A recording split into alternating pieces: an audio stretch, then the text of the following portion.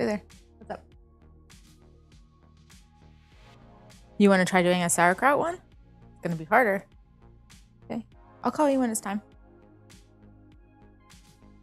Hi.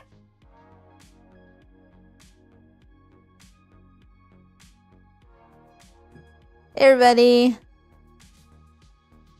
How are we going? Hey, Tiago. Welcome, welcome. Welcome in, everybody.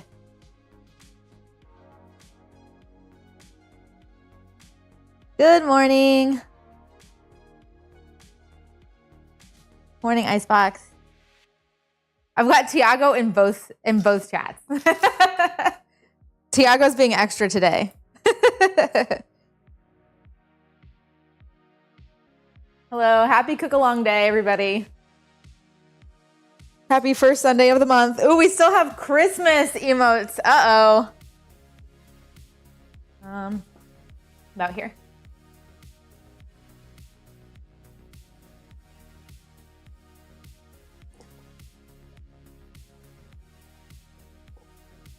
Hey, Lindsay.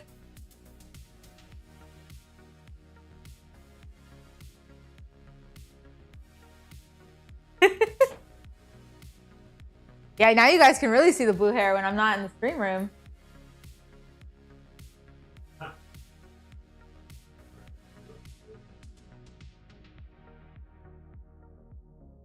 Yeah, I know. Isn't chat cute? Do you feel bonita? Is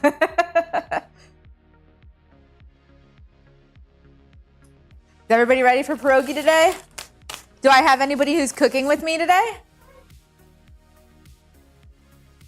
Not now, Kate, when we're done. It's gonna be like 3 hours before you're ready. I'm ready to make a pierogi. It's like, this is a process, Kate. I gotta make fillings, I gotta make dough. Stuff doesn't just pop out of nowhere. I know, coconut I'm expecting a little something, aren't I? I wonder if we'll have any backseat cooks saying this isn't the correct way to make this dish today. Oh, that lady, that Polish lady. Luke, you done? You left like half your food. She's looking for her. Ma'am, you're not allowed on camera, okay? Until I tell you it's okay. Got it? Okay. She wants the one behind it. That's hers. It is tiny. It looks like we need to get you a new apron. No, Lep is just tall, and I am just short. And together, we look ridiculous.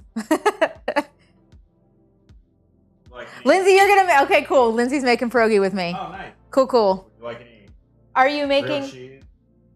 No, I'm good. I don't want to eat anything before I get started. I guess, are you, out of curiosity, Lindsay, are you going to make... what style of pierogi did you decide on? Did you just choose one? What are we doing?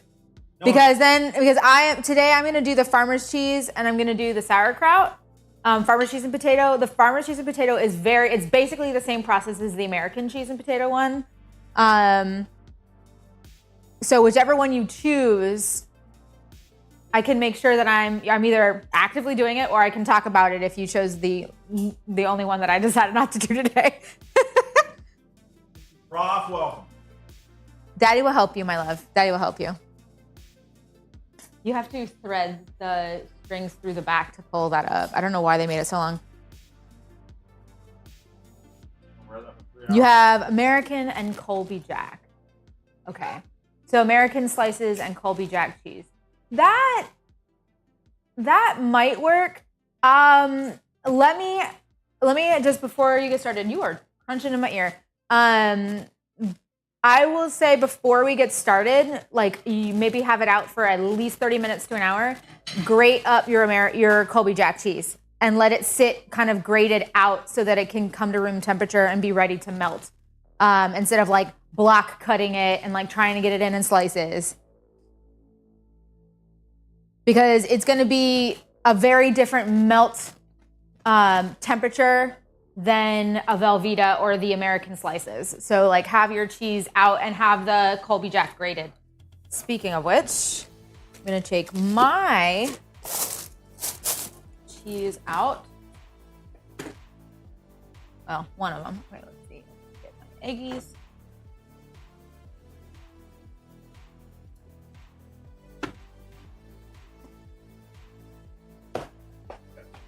Something I forgot to do. Let's get out my eggs. Oh, wow, these are big eggs. Holy cannoli. God. I think I've got 60-gram eggs here. Eggs, cheese, more cheese.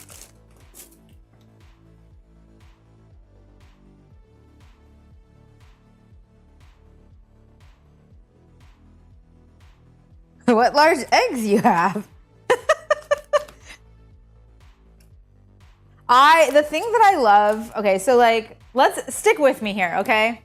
You guys are gonna see a lot, what you think is a lot going on today.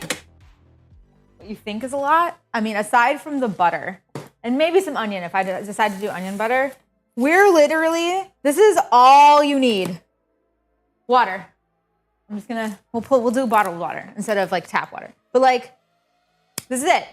You've got eggs, flour, and water, and salt for the dough. You got potatoes, farmer's cheese, and a little bit of creme fraiche for the potato and cheese and sauerkraut. You're gonna make, if I could probably make between like 80 and 100 pierogi with this, which is nuts.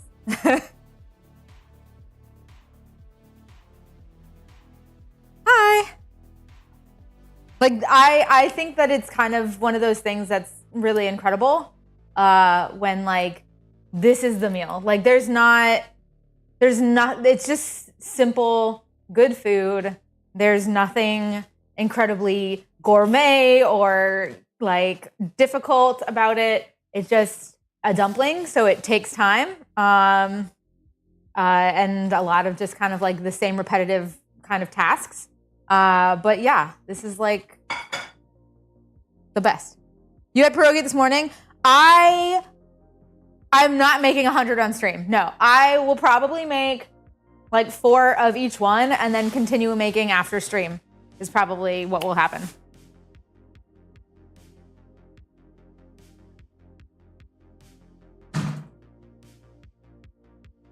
I wouldn't go Munster. I think the Colby Jack would be better, Lindsay. Munster's got a little bit more of a bitterness to it. I don't think it will melt as well as the Colby Jack. I think Colby Jack was a good choice for a secondary cheese.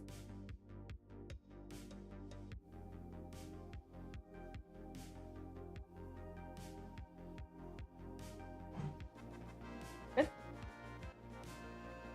Okay. This is going to be a bit of a long stream. 4 hours. I think with like us kind of chilling in the beginning and then maybe chilling a little bit at the end, it's probably gonna be somewhere between 3 and 4 hours. We'll see. I typically like to do like one thing so I'm not bouncing around between stuff, because sometimes I worry that bouncing between things makes it difficult to follow. However, there's a lot of kind of like downtime, rest time, chill time. So I will be bouncing around between things today. Let me go ahead and let's, I guess, start the video portion of this.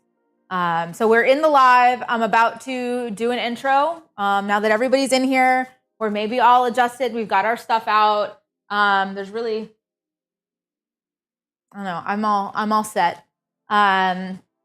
We'll go ahead and we'll get started. And I'll do my little intro for YouTube. And then we can kind of get right to work. Sunday cooking stream. That's right. Alerts are turning off.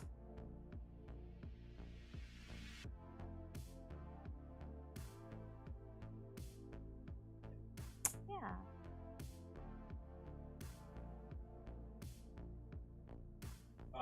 5, 4, 3, 2.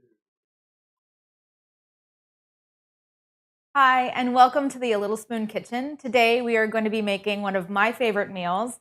a tradition that I do every Christmas Eve with my family, sometimes Easter, pierogi. We are going to be doing a sauerkraut pierogi, and we are also going to be doing a farmer's cheese and potato pierogi. These are, I guess, quintessential, the more traditional flavors. The recipe that I do have online, if you are looking to follow along and you want to kind of get the ingredients, make these with me at a later date. If you're finding this after the live, I also have an Americanized version of a cheese and potato, which uses Velveeta and American cheese slices. It's creamy, it's delicious, slightly tangy and salty, really nice. So if you want to do that one, you can use the farmer's cheese and potato version and basically follow these steps, but just use different cheeses. So you can kind of follow along with any way. Now, I want everybody who is joining me here today live, hello, welcome. I'm so glad you're here with me. Some of you will be cooking with me, so I will be pausing, having conversation with you, making sure that you understand what's going on. If you have any questions, if you found this video at a later date and this live has already happened, still welcome. I'm very glad that you found this. I hope that if you are on a journey to make your own pierogi at home, that this is helpful to you. You will notice me looking off to the side. I have my chat over here that will be asking questions, and I will be talking to them and talking to you at home. I like to fill in and try to add information for maybe why I'm doing something or how to do a technique, what you're looking for, both visually or texturally, by your touch or taste or whatever. I like to kind of add information as I go. But sometimes my chat has really good questions that I did not cover. And so I like to kind of do these as a live, and then you may have a question at home that somebody also had a question at home, and then you don't have to send a comment and try to figure out if, how soon I can answer or any of that on YouTube. But if you do have a question, please do go ahead into the comments. If you have a question while you're making it at home, you can go ahead and type in there. I do try to check it at least once a week. I'm in there kind of checking for comments and things like that. So I will be able to respond to that. They're making some jokes already. I think because there's kind of a lot that's going to happen today, this is probably going to be one of my longer streams. We have 2 fillings to make that are going to be hot when we finish them, that we have to kind of let cool. And we also have to make the dough, roll it out, let it rest, all that kind of stuff. And then make a few pierogi. So we're going to be bouncing around a little bit today. I'm going to start with the potatoes. We're going to get them all peeled and get them boiling. And then while those boil, I'll start on some of the other stuff and then kind of go back and forth between. I guess we can go ahead and get started. If actually one of the people that is with me today, who will be cooking with me, mentioned that they have the American cheese slices, but they did not, I guess, find the Velveeta, and so they have some Colby Jack. If you are using a block cheese, that is absolutely fine. You can get something that's like kind of melty, maybe like a Fontina, or the Colby Jack tends to be like a really nice melty cheese. That is a-okay, but I would suggest that you let it come to room temperature, that you both grate it, and then you let it come to room temperature so that it melts better into the potatoes. If you take a block cheese right out and you're trying to slice it and get it to melt into 1.5 pounds potatoes, it is not going to happen the way that you think it will, especially because Velveeta just melts into oblivion. There are ways scientifically, chemically, that you can kind of make that a little bit better for yourself. If you wanted to make a kind of cheese sauce and add it in using like sodium citrate or something like that, that is an option. But like, we're being simple here today. So just grate the cheese, let it come to room temperature, and then it will be ready for you by the time that you get to it with your potatoes. Let's get started. This is it. These are the ingredients. Everything that I need today, aside from the butter, which is behind me, will make like 50 pierogies. I'm making 1 batch of dough today. If I were going to do 2 fillings, if you go into the recipe online, I've listed essentially what you need for a single batch of dough. A single batch of dough will make somewhere between 40 and 50 pierogi, and then you've got enough filling to make the equivalent that goes with it. So essentially I can make 40 to 50. If I wanted to do a double batch, I could essentially make because I'm making both of these fillings today. I could essentially make 100. But I'm actually going to kind of just play around a little bit more today, especially with the sauerkraut. I'm not going to do an exact measurement because it's literally one ingredient, and I'll just talk about the technique of cooking it down in that. But I am going to make a full batch of our potato and cheese here. So let's get started. I'm going to peel my potatoes, and we're going to get them into some water, and I'm going to give a nice little heavy salting to that. Does anybody have any questions yet?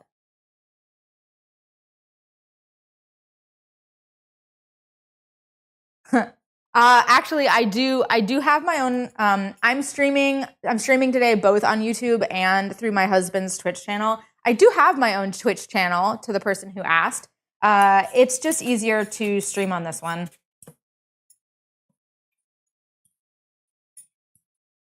But I do have my own channel. I think I've streamed on it once.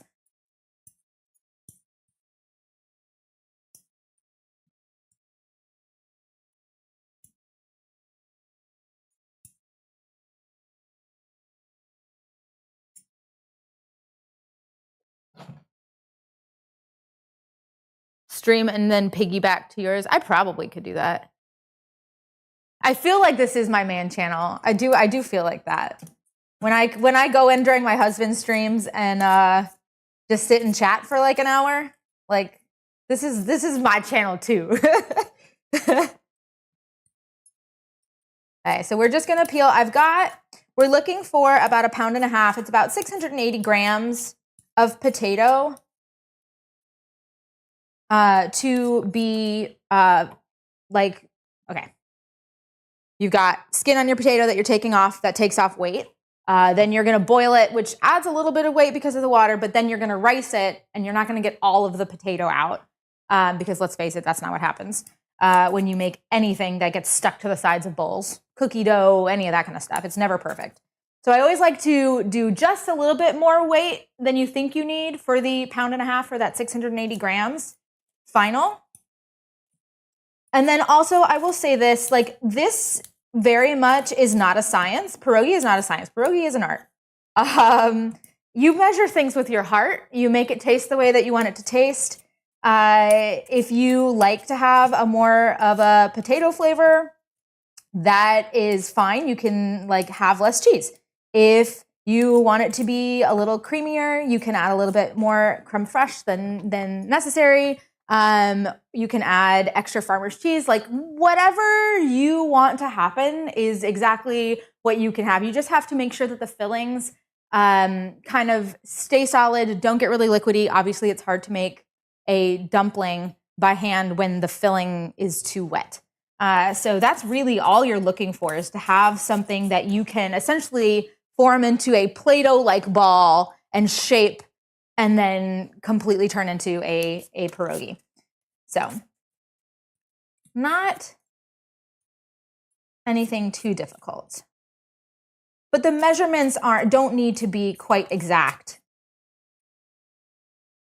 They just need to be around that number and to your liking. Okay, I'm gonna rinse these real quick.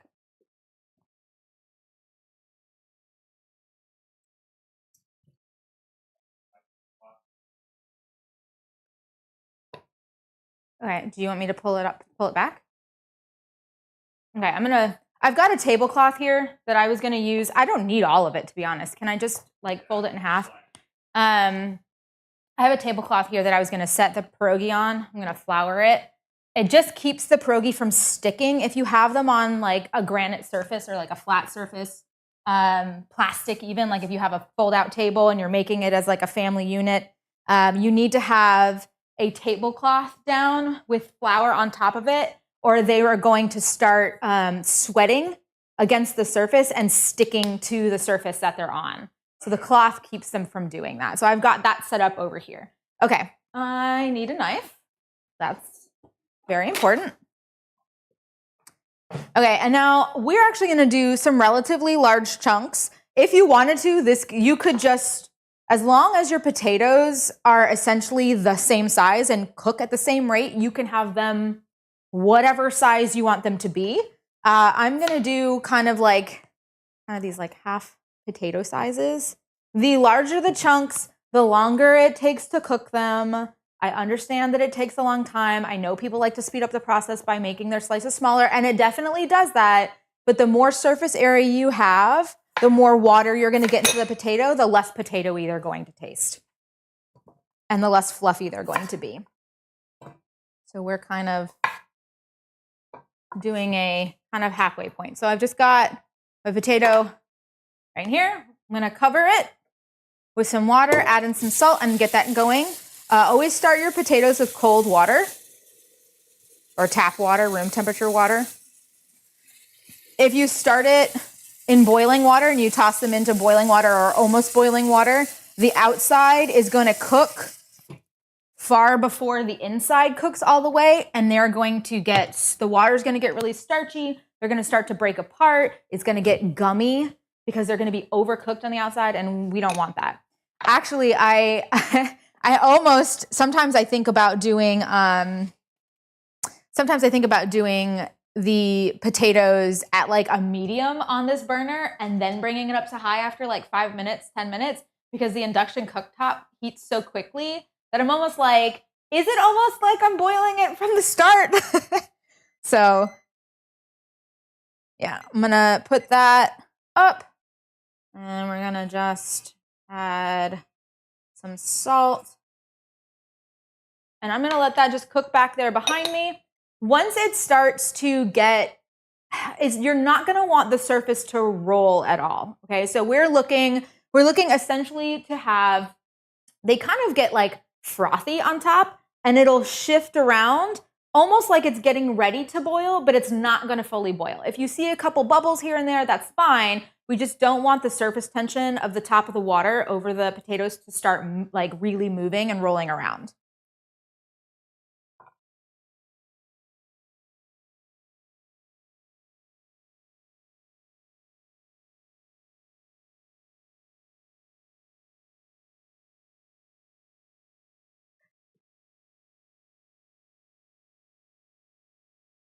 I need a third camera. No, I mean, there's nothing interesting going on back there, and I can always pull. What I'll do, here, this is what I'll do. So I'm gonna let that get started, and then I will pull that up front here, and I will show you guys kind of what I'm talking about so that you can see. I also do have another cooktop over here. I have a single induction burner that I will bring over here when I'm doing the sauerkraut. So you will get to eventually see some cooking straight to this camera with that overhead. Are you really gonna do that? Okay, you can't see it because it's underneath the ha ha ha ha ha. I thwarted you. Can you actually see it? Kind of. It's dark. I could turn the light on behind me, but that would mess the lighting up. Look at that. Potatoes and water because nothing's boiling yet. Okay. The next thing that I'm going to do is I'm actually going to get the sauerkraut chopped up. I'm not going to use everything that I have here today. I just bought a bunch of different variations of cans and things so that I could talk about it because I am me and we are us. Okay, so this is what is called for in the recipe. It is a 32-ounce, 908-gram jar of sauerkraut. However, you will notice Silver Floss is the brand that I usually get. It's really the only one other than like a store brand that I can find in my grocery stores. I think that it is probably the most popular one. I don't know what is available in like the UK or other states or anything like that, but I do know that I think our Walmart has Silver Floss, and so does the Publix, which is a regional grocery store in the southeastern region of the United States. So Silver Floss is what I typically get, but this is just naturally fermented, shredded sauerkraut. That's all I got. This is not what you're looking for. This one with the blue label, so I've got a little black label here, blue label, it says Bavarian on it. This is what you're looking for. I could not find this in the 32-ounce size, in the 908-gram size, so I had to get it in a 16-ounce, 454 grams, so about a pound size. Okay, got 2 of these. This makes 1. You need 3 of these. 3 of these. to make about 50 pierogi. If you want to make less, make less. There's absolutely nothing wrong with that. This is literally a 1 ingredient filling. You do exactly what you want to do. Okay. They also come in cans. This is a 14-ounce can, 408 grams. So you're going to need more of these, and it's not going to come out perfect. You're going to have to probably buy too much and then just have like a little extra. Not a horrible thing, especially if you have pork in your house. Just have it as a side once it's done cooking. And this also, Blue Label, says Bavarian on it. You're looking for it to say Bavarian. Why Bavarian? It is sweeter. The naturally fermented one here with this black label is not sweetened. If you can only find this one, that is okay. That is okay. We're fine. Because here's what you're going to do. You're going to take an apple and you're going to cut up an apple, probably 1 whole apple for all 3. Maybe an apple and a half, but not too much. You're going to take off, peel your apple, chop it into really fine pieces, right? Obviously, we're not including core and we're not including seeds, okay? None of that. And then that is going to get cooked with the sauerkraut when you're toasting the sauerkraut in your saute pan. It is going to add the sweetness that is not in this one, okay? So it's okay if you cannot find the Bavarian style. You can add some sweetness with some apples. Okay, moving on. I don't have apples in my house, or I would show you. We literally ate the last apple yesterday, so I just get to explain it to you. But like, finely dice it, get them in as small pieces as possible. They'll break down, they'll melt in, it'll get nice and sweet and tangy, and it'll be really nice.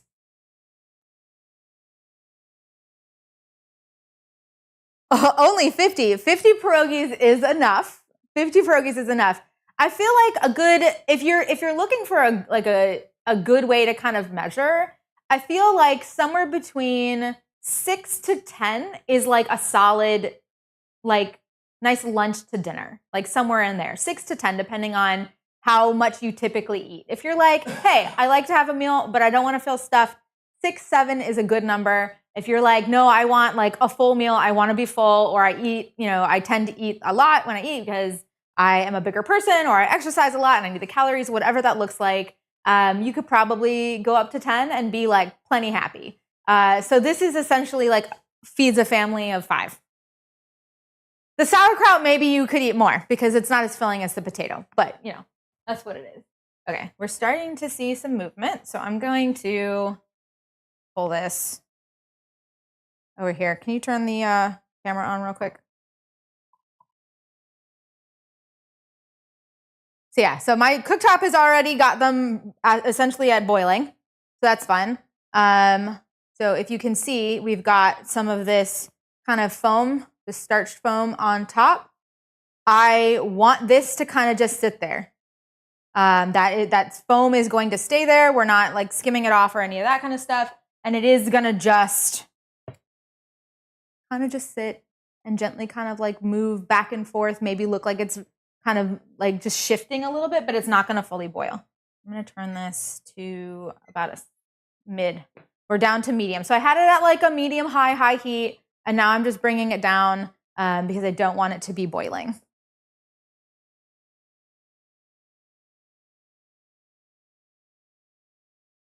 Everyone's like, you can eat 50. Come on.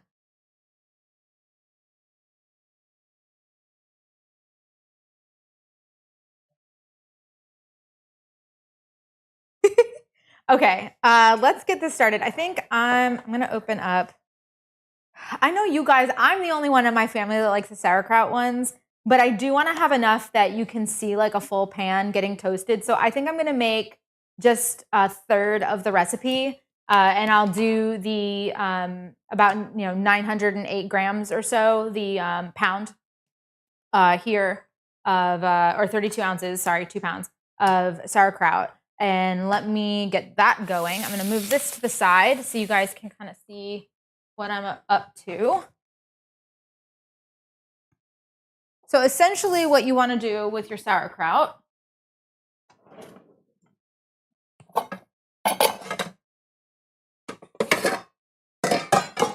is you want to nest a colander. I really like these like fine mesh colanders. I feel like the ones with just the holes and all of the like metal, like sheet of metal with like random holes in it. Just you like have to turn it sideways, trying to like shake stuff out of it. And like this just is really nice for draining stuff. What you're gonna do is you're gonna nest your colander into a bowl, and then you're just gonna kind of dump it out. You wanna catch all of the juice that's in the jar, or as much of it as possible. You don't have to have a lot of it. You use it to deglaze the pan as you're toasting, because it will stick to your pan at some point, and you won't be able to kind of like break up that fond, because you're gonna be kind of scraping and moving as you go. And when you get to a point where you like can't break the fond off the bottom of the pot, and you've just got too much toasted to the bottom of, or the pan, when you've got too much toasted to the bottom of the pan, you can then use some of the juice so that you're not taking away the flavor by using water or some other ingredient that will add sugar. We don't want to add extra sugars to the pan, because that will just make it like burn to the bottom of the pan even faster. And so using the juice from the jar or from the same can will be helpful for that. Oh, Bob Jones, is it your birthday? Happy birthday. Yeah, we do a cooking stream on the first Sunday of every month, pending other plans. I think we've missed 2 where they had to be like the second Sunday because we were out of town. But so far we've done pretty well. Come on. Okay. You really don't even need like all of the liquid. I just like to keep as much as possible just in case. But you do want to make sure that this gets dried out as much as possible. So it's kind of like if you were gonna make like tzatziki, and you wanted like the cucumber to get kind of like wilted, you add salt to it and you kind of let it kind of break down, right? And then you squeeze as much of the liquid out as it is possible. If you're making like cheese, butter, any of that kind of stuff, this is kind of the same concept, right? Is you want it to be as dry as possible. And like I said before, like we're literally encasing this filling in dough. So if you're gonna add moisture to dough, it's going to start breaking apart, right? It's water soluble. And we don't want that to happen. So again, as dry as possible.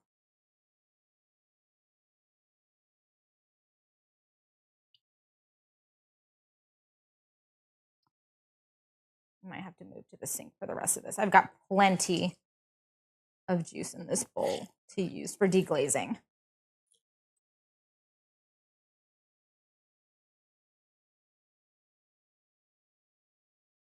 And I know it sounds like it's a lot.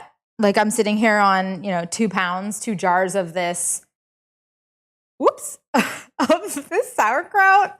Dang, I'm making a mess. But it does end up, not only are we taking out, like, look how much liquid we've already kind of taken out of these.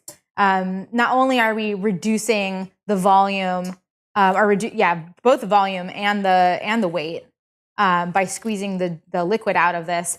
Once it starts cooking down, it will also do that. Not as much as like mushrooms, but you're going to see that there will be less than you think that there will be.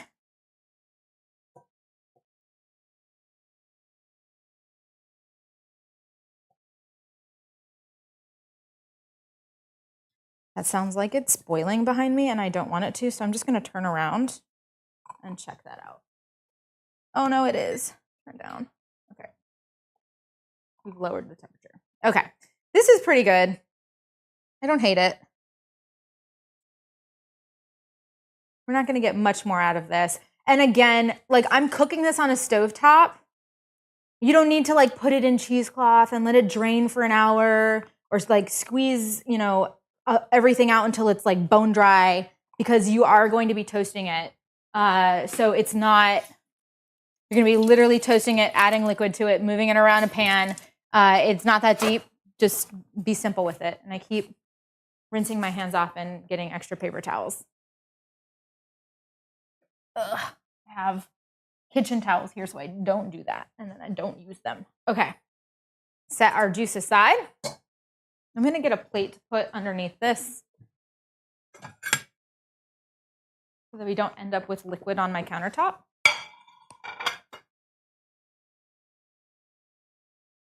Okay, Okay, but the next thing that I'm going to do is put this into a food processor. You can do one of two things. So you can just take it in little mounds and you can chop it right here on your cutting board. And you can get it into little pieces like this and just chop it down. It's already shredded, but the thing about the sauerkraut is you want it to be like teeny tiny pieces, because if you get, say, a long piece like this, okay, this isn't even long, this is like half the size because I've already started chopping. But like say you have a piece that's kind of like this, right? Okay, we're looking at a little more than an inch there. You have a piece like this and you've got it all in to your circular round of dough, and then it's kind of sitting out. Like, so say, let's do a little example here. So say this is my dough. I've got my little dough here that I've cut, and this is sitting like this, and I'm folding the dough over, and now this piece is stuck in between two pieces of dough. What do you think is going to happen when we go to boil that? Water is going to seep in here where the dough is not sealed, and it's going to open right up, just fold completely open in your pan, and then you are going to have sauerkraut all in the water, and you've completely ruined that specific pierogi. So we don't want that to happen. We chop it down really finely so that you don't get shreds of the sauerkraut kind of sticking out in like weird angles, and keeping it so that your dough doesn't get sealed. So really this is like nothing to do with flavor, really nothing to do with texture. It's just kind of like a utilitarian and like smart way of making sure that you can get your pierogi sealed properly. But yeah, so you get, basically you can do this, or, which is what I'm gonna do, I'm gonna get a food processor, I'm gonna put it in here, and I'm just gonna pulse until I've got all of those pieces kind of shredded uniformly and small.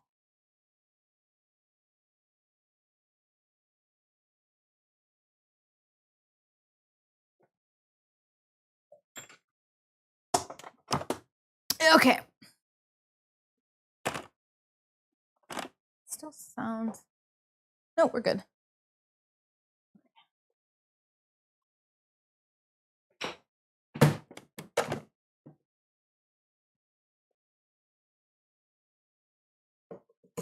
There we go.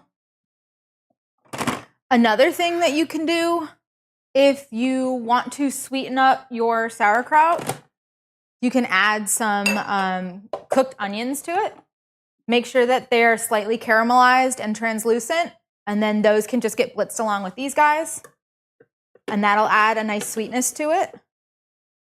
My dad added apple to ours, so that's just kind of what I'm used to. But onion is also a good option.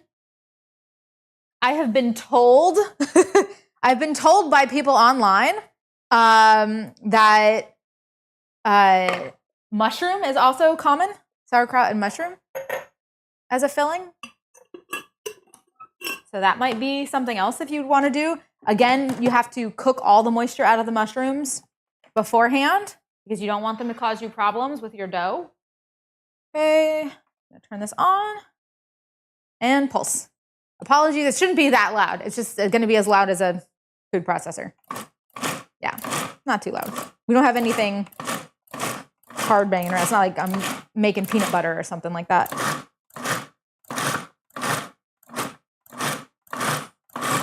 Let's take a look. Nope. Need one of those slap chops. Does anybody remember slap chops?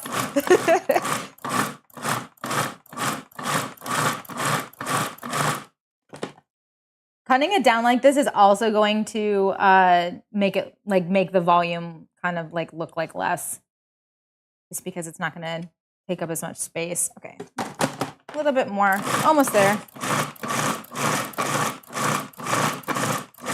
I don't want to turn it into mush. I just want to make sure that it's chopped.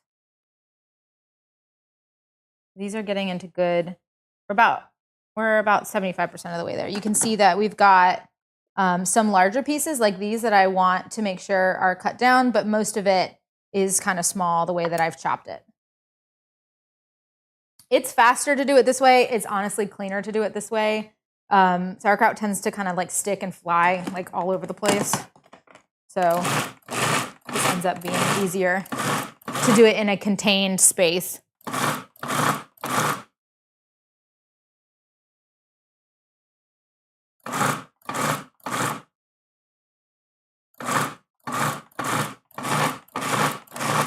Okay, that looks right.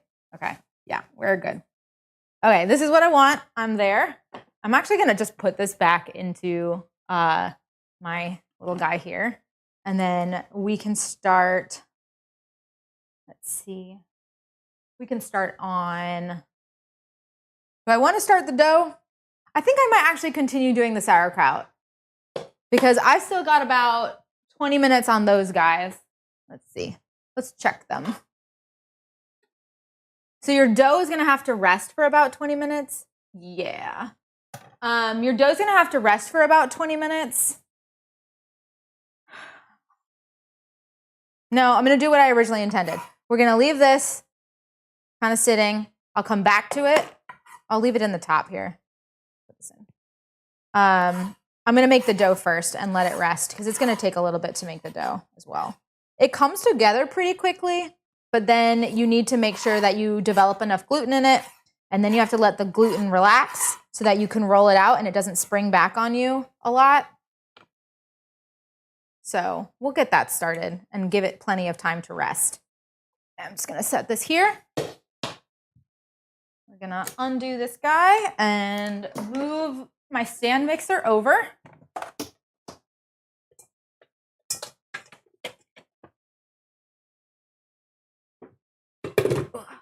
Okay. It's already on. Fun. Okay.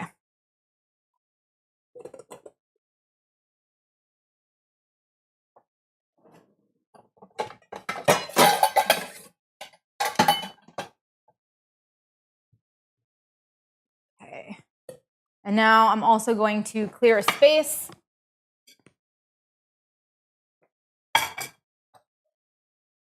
so that I can start rolling as well. Or at least have a space that I can be prepared to do that. Okay. We're all together. I need 2 eggs. Let's see, 2 eggs. I like to use large eggs. These feel larger than normal. Large eggs are usually somewhere between 50 and 55 grams a piece.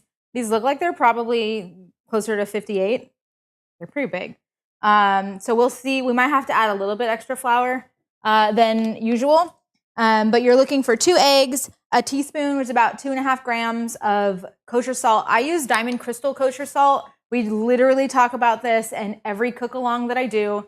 Diamond Crystal kosher salt has a flakier crystalline structure. If you are going to use different brands of salt, okay, so a different brand of salt than the Diamond Crystal kosher salt, I suggest, highly, highly suggest that you weigh your salt.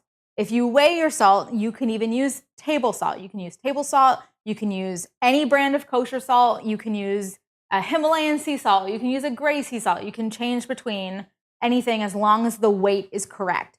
But the different structures of salt will, stick with me, fit in different size volumes. So if you use a table salt, it's a super, super small crystal. And if you do it by volume and you do a teaspoon, it's going to be like double the amount of salt than what I use because my salt flakes are much bigger and less fits into that space.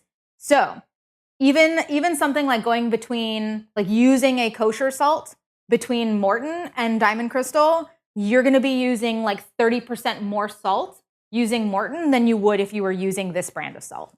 So just weigh your salt, or figure out a way. If you're cooking by taste, maybe is great. Not great with dough. It's kind of hard to do that, mainly because you really shouldn't eat flour that has not been cooked. But it's best just to weigh. Just have a kitchen scale, weigh your ingredients. It just makes things a lot easier. And that's what I'm about to do right now. So I like to use double O flour, where you're going to need 4 cups, which is about 500 grams. I use King Arthur. Mostly just because it's what I can find in my store. I've found a couple of other brands that do double O flour. All of them have worked very well for me. It's really just the specific type of flour that I like to use. Because it's finely milled and they use soft wheat when they make double O specifically, it just ends up being a softer dough, which I really like, especially for pierogi. When you have kind of soft fillings, right, and there's nothing that's crunchy or flaky or whatever, it's really nice to have a dough that kind of melts better and isn't chewy or isn't like harder the way that, say, like a ravioli can kind of have, like to the teeth, right? Al dente. Like it has a chewiness to it that I find is a little bit too much when you're working with literally like cheese and potatoes. Like it just is better to have a dough that is going to be like just slightly meltier, slightly softer. So we're gonna do 500 grams, 4 cups of our double O flour. If you want to use all-purpose flour, you can. That's honestly what my family uses. I just prefer using double O when I'm making them by my lonesome. But all-purpose flour is also fine. Please weigh your flour. It will be about the same, but it won't be exactly 500 grams if you're using all-purpose flour.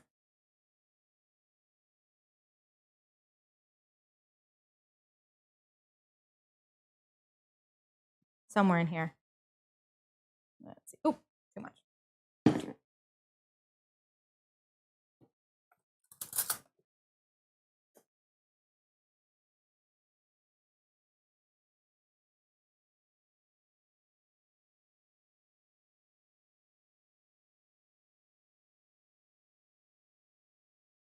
Have I ever tried doing samosas? No, but I really want to. I love samosas. Okay, got 500 grams. Okay, I'm gonna set this aside. I do have all-purpose flour out here today, but that all-purpose flour is going to be used mainly for scattering and keeping everything from sticking, or when I'm rolling, just to keep, again, the dough from sticking to the countertop. But I am going to be using it just because it's cheaper, and most of the dough is made with the double O, so it'll stay relatively soft. Okay, we've got our eggs. I'm gonna need a cup of this, so I have to measure this out.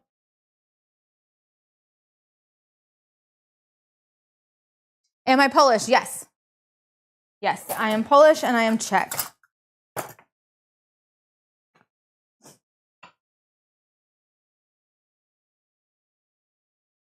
Okay, Lindsay, are you ready to start working? Aside, I guess you started your potatoes already, but are you ready to start the dough?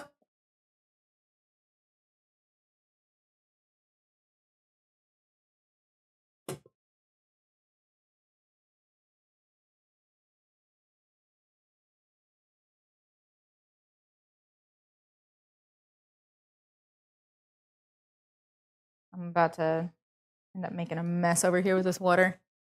Yes, yes. Do I have people actually cooking with me in Twitch right now? I'm seeing a bunch of yes chefs. I don't know if you guys are just being facetious or if you're actually cooking with me. Oh, okay.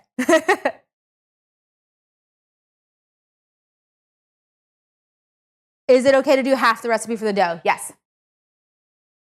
Yep, that is absolutely fine. All of this is scalable, which is really nice. Okay. I guess we're doing a teaspoon. Okay, and then a cup of water, 240 milliliters of water. Okay, and what I'm gonna do is I'm gonna do like a little bit of the flour just to kind of get it going, and then I'm gonna add as it spins. So we're gonna do about a third of the flour to start. Lock this guy in. Drop our eggs in.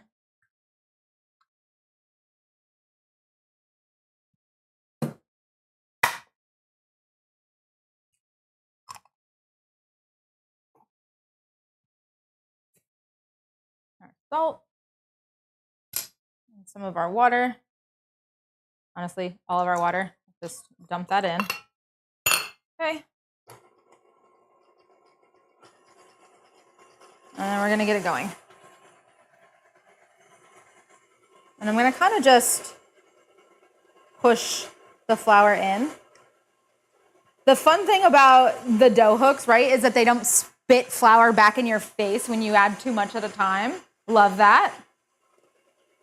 If you wanted to, I believe in the recipe that I have, I use a whisk or a beater first just to get everything broken up and really mixed and get that gluten going before I add the hook in.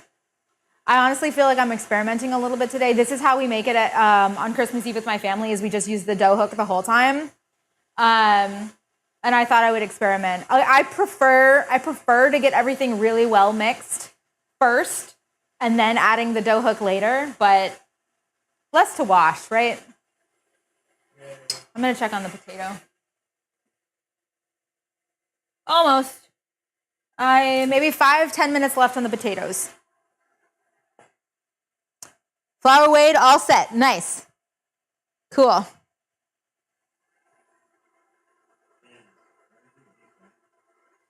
No. Yeah. You need to find an alternative to the sauerkraut, or just make yourself actually enjoy them. Make the cheese and potato one. And if you want to be super extra, you can make your own farmer's cheese.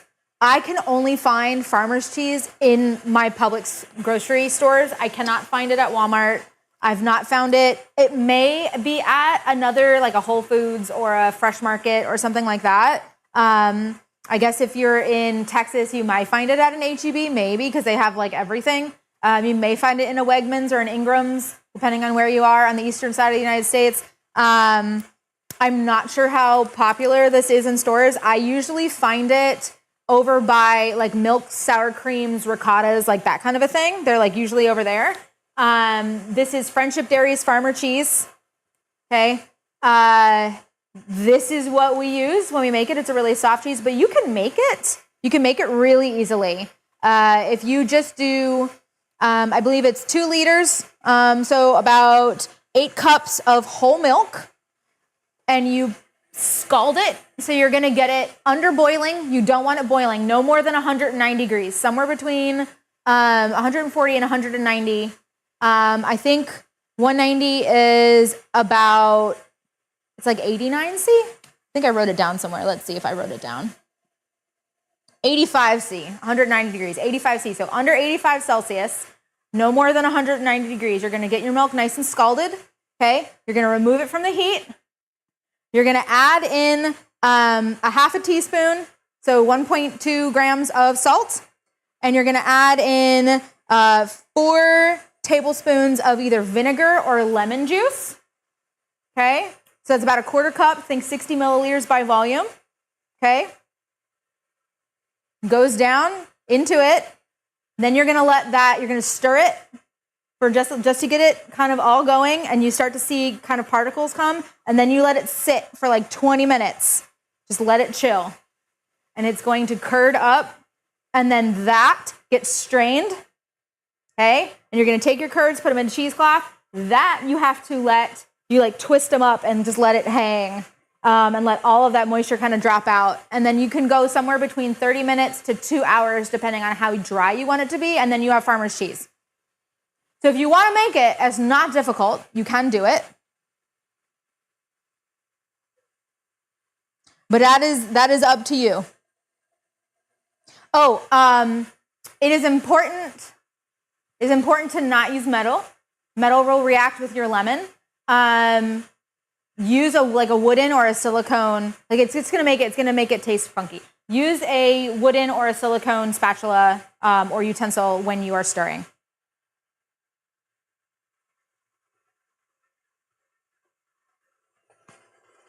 Okay, well, we're going back to this. I forgot about it for a second.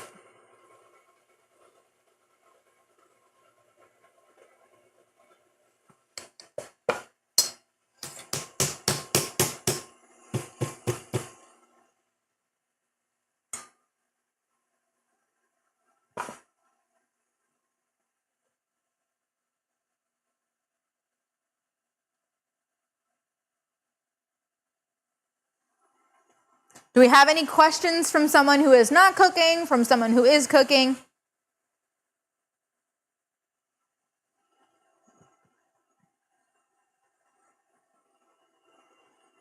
All right, we're starting to come together. I'm gonna turn this off and just make sure I scrape the sides down and that it really actually incorporates. There we go.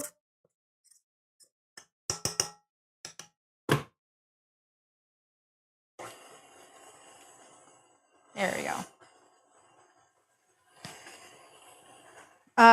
While that's getting ready, I'm just gonna dampen this a little bit. You wanna put a damp cloth. So I'll put like flour down and then I'll have a damp cloth on top of it to make sure that while I'm, so A, it can rest, and then B, while I am using it, I'm gonna use somewhere between 1/3 and 1/2 of it at a time of my dough. And so I wanna make sure that it stays covered with something that is wet, or it stays covered with something that will not let it release moisture. So a cling wrap or cling film or press and seal or whatever brand of cling wrap you have, you're gonna wanna cover it to make sure that it doesn't start to dry out and get like crusted on top of it. So we're gonna go ahead and do this. I can smell those potatoes. I think they're done.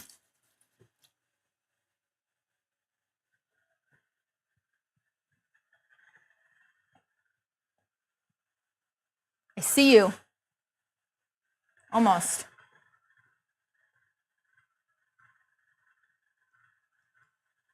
This stuff that's showing on screen right now is probably more stuff than the entirety of my whole kitchen. I cook a lot. I cook a lot. All right, so we're got a nice damp, not fully, right? We're not like fully soaking this cloth. We're just getting it damp enough to keep the dough. Okay, let's finish this off. Keep the dough hydrated. Oh no, it did it. That's okay. We're gonna be rolling out in a little bit, so I don't care if I got flour on my countertop as long as it didn't hit me in the face. We're fine.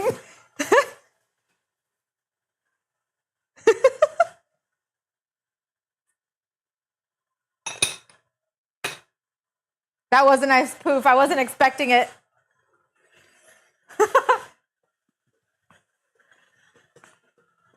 Okay, I'm going to move this stuff aside because I'm not going to need it anymore.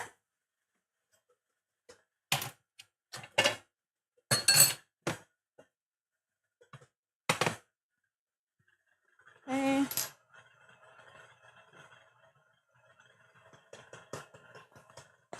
Let's clean our workspace up a little bit. We're almost pulling away from, so I don't know if you guys, you can see it. Okay, cool. So you can see that it's pulled away from the sides of the bowl, but it's still slightly attached at the bottom. Okay. That's okay. I'm just letting it go until it gets, so it's also, it's a little like kind of ragged. I don't know, that's not the word. But like it doesn't have enough gluten. So you can see like if I pull on this, it kind of comes apart. And it's not smooth, it's not silky or stringy. It's kind of just looks like it's, what's the word I'm looking for? Shaggy. It's a little bit of a shaggy dough and I don't want that. So I'm gonna let this keep going until I see that it gets a nice smooth outside, and it's gonna be almost pulling fully away from the bowl.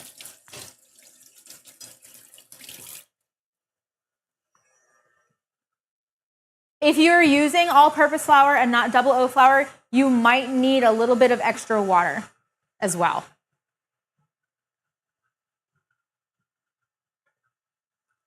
I'll make sure that I show you guys what it looks like when it's ready. Okay, and then potatoes are almost done. So I'm going to get another colander. I have a small one and a big one. So I'm going to get another colander ready in my sink. I'm going to check on my potatoes.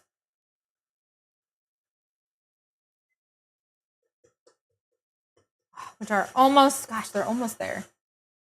Almost there. We're going to keep going just a little bit longer. Almost there. If you are wondering, Jesus, that feels crazy. 4.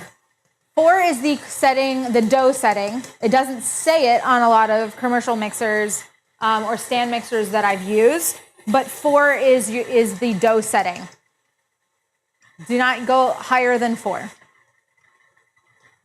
You can add in ingredients at your 1 or your 2 or whatever levels, but 4 is specifically is supposed to be calibrated to be the dough mixing like speed on any stand mixer. Can you use any other type of potato than russet? You can probably use a Yukon Gold as well.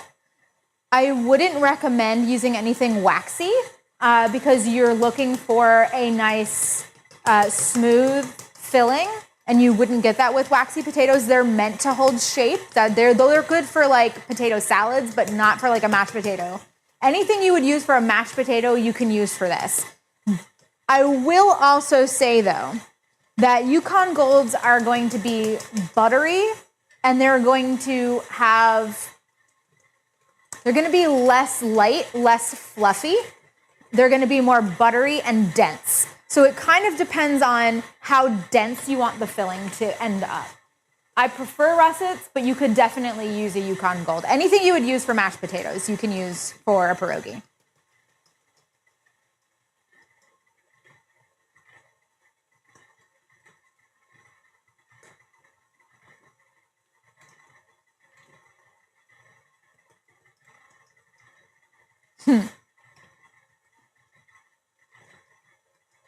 Break the rules, Carrie, go to 5. No, I'm actually at like a 3. 4 felt a little scary. It's a little too fast. All right, I'll stop it for a second so you guys can see where we are. You can see that it's smoothed out quite a bit. And now I can pull it a lot further away. And it's still too shaggy, but I can pull it further away before it starts breaking. So we're getting to a better place.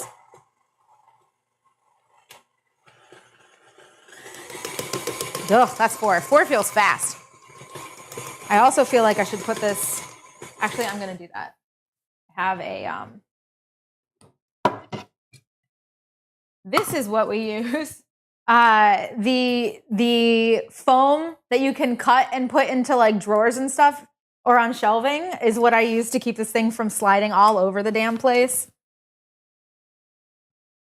when I'm using it. So we're gonna just do that.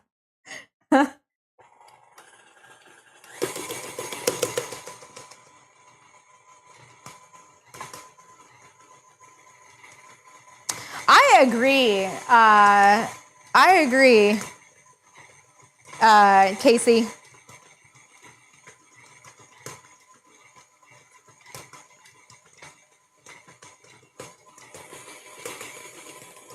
I'm on the cusp of everything being ready at once.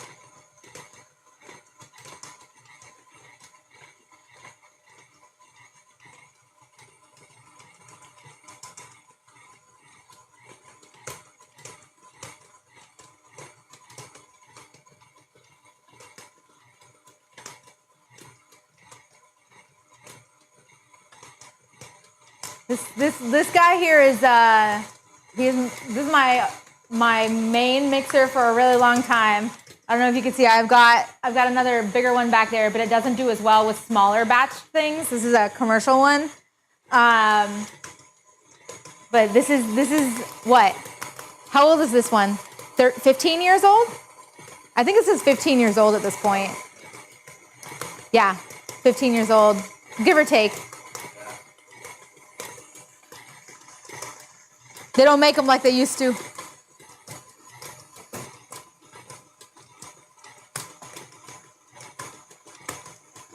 Oh, thanks, Snorlax. That's nice.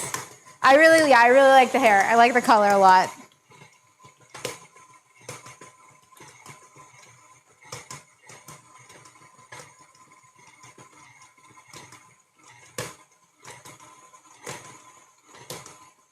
This is Old Faithful right here. I need to get this serviced though.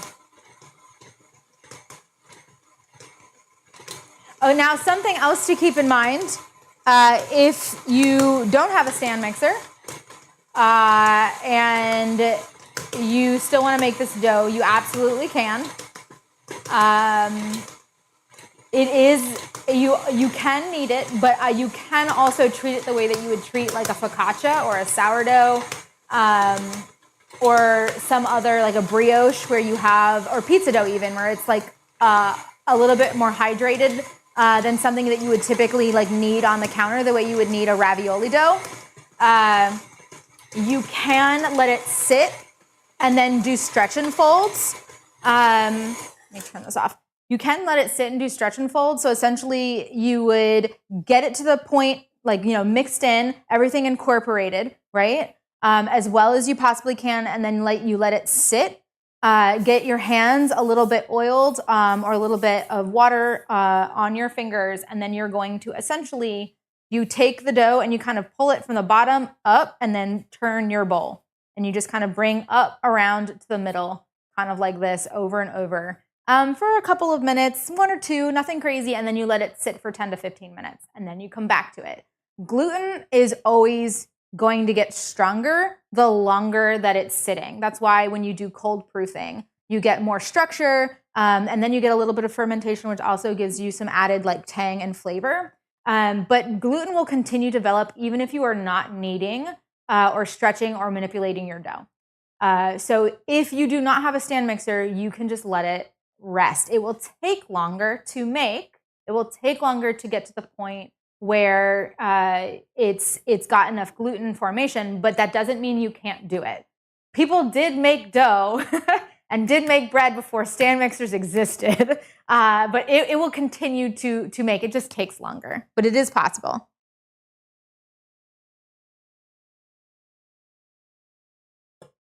Okay, this is where I want it to be. We're gonna stop our dough here. This is not like gonna be perfect window pane or any of that. It doesn't need to be. It is going to rest. We're gonna roll it out. It just needs to stay soft. We don't have to have a ton of structure in the dough. We're not baking it. I'm not trying to get like, good crumb or any of that. This is not gonna be like bread. But let me go ahead and, I guess I don't know if you can kind of see. So you can see that we've kind of gotten to a point where I can stretch this out. It's still slightly shaggy, but it's so much smoother than it was before. And I can pull it and stretch it, and it doesn't immediately start breaking. That's what we're looking for. I need something to scrape this out of this guy.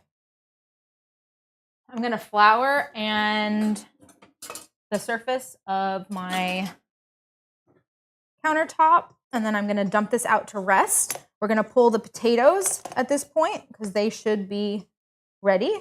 And then we're going to rice them and use a secondary bowl to make the filling. If you wanted to, you could just, honestly, I will make it easier on everybody. Instead of using a second bowl, I'm just gonna clean this one and I'm gonna make the filling in this one. How's that? That way we can be like, not the person who has a fully stocked crazy ass kitchen. Flour.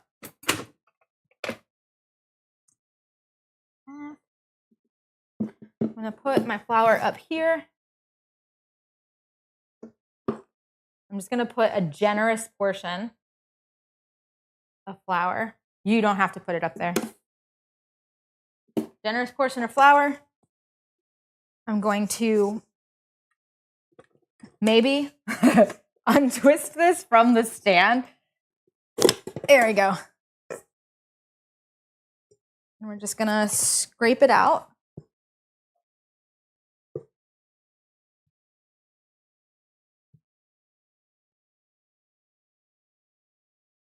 Okay.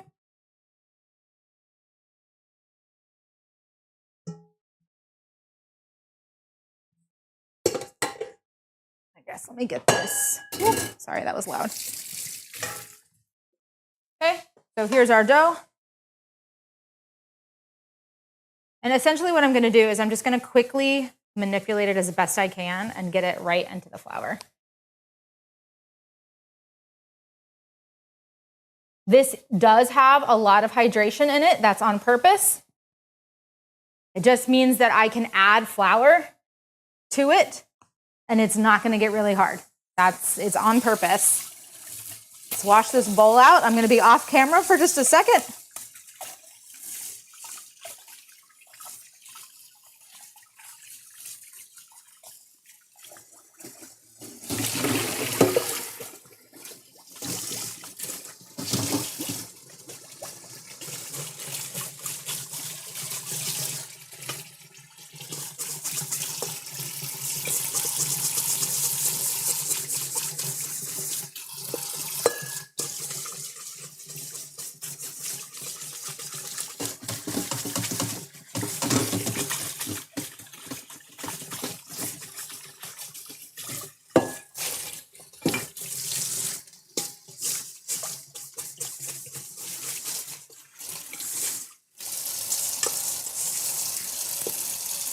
Okay.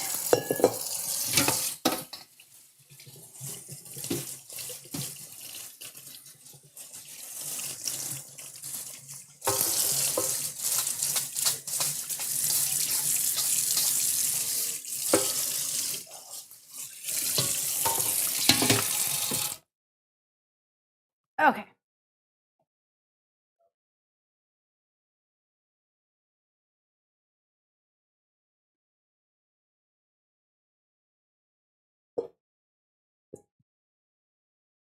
Okay, so now what we're gonna do is we're gonna put the beater attachment on.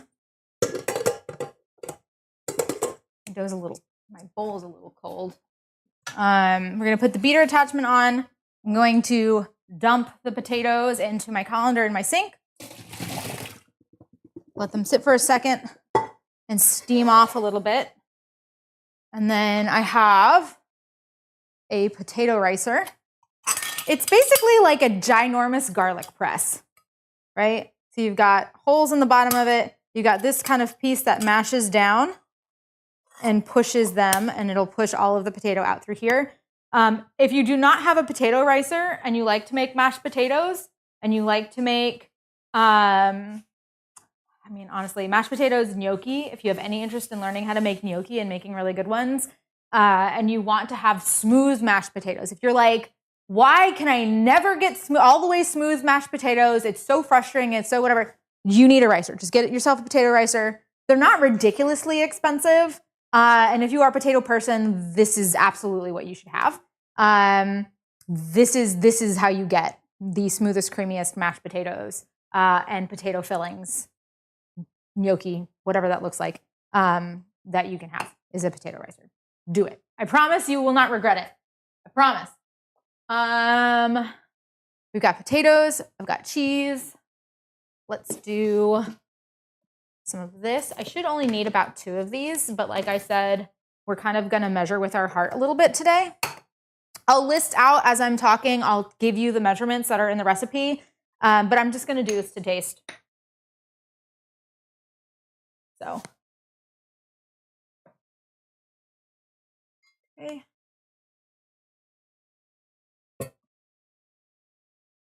Okay, so what I'm going to do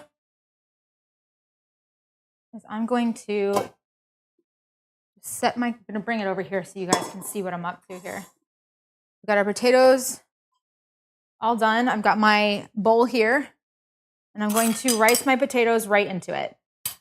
When I do this with my family, we don't put them through a potato ricer. If you're doing the American cheese and potato version of this recipe, right now I'm doing the farmer's cheese and potato.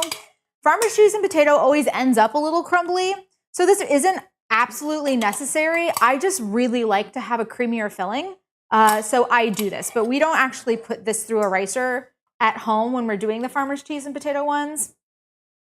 The American cheese and potato ones, you can use a ricer.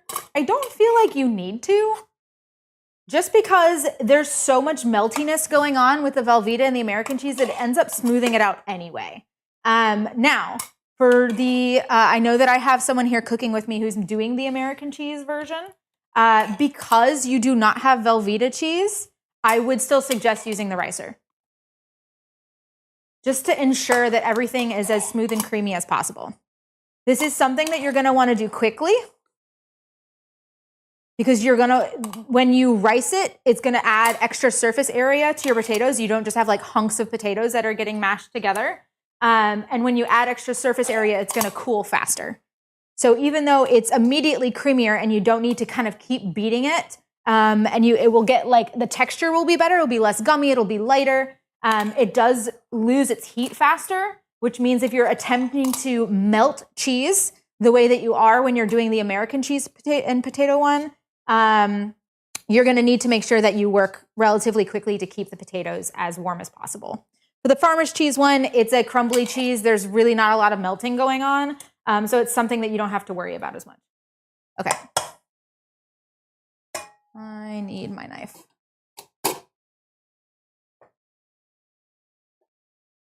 Okay, we're just gonna smooth off the bottom there. And then make sure that all of this gets tapped out.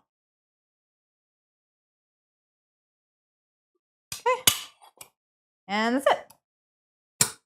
Doesn't take very long. Super simple to do. Now we're going to start adding in our cheese. Oh, the beater. I forgot about the beater. Where did I even put it? Didn't even take it out. Okay. Beater is on. Cheese is going in. Are you with me, Lindsay? Are you with me, Bethany? I think both of you are cooking with me today. Okay, so farmer's cheese. It's really crumbly. I guess you can see kind of what I meant, right? So like essentially you're letting the milk curdle and then you just get all the moisture out of it and it basically turns into this, right? So I can buy it at a store. I don't know if you have access to it, but if you follow the recipe that I listed earlier, you will have something good. Just break it up a little bit when you toss it in. I'm gonna do 2 of these. And then typically it's the potatoes and the farmer's cheese and that's it. But I started adding some creme fraiche or some mascarpone. If you wanted to do cream cheese, I guess you could, but I feel like cream cheese is a pretty strong flavor when compared to farmer's cheese. Farmer's cheese is almost flavorless. Like it's slightly tangy because you obviously added vinegar to it, right, to get the curds created, or lemon juice.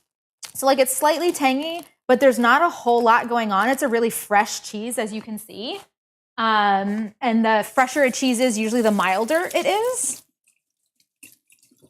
So if you're adding in a cream cheese, then it's not, it might start to taste a little like cream cheese. So I prefer doing the creme fraiche or like a mascarpone. Ricotta could maybe work in that situation, but that's also kind of a crumbly cheese. But it could be helpful if you're looking for just like a little bit of extra creaminess. This is my preferred. You're adding the cheese, yay! Okay, everybody is together. I'm gonna add about 1/3 of this.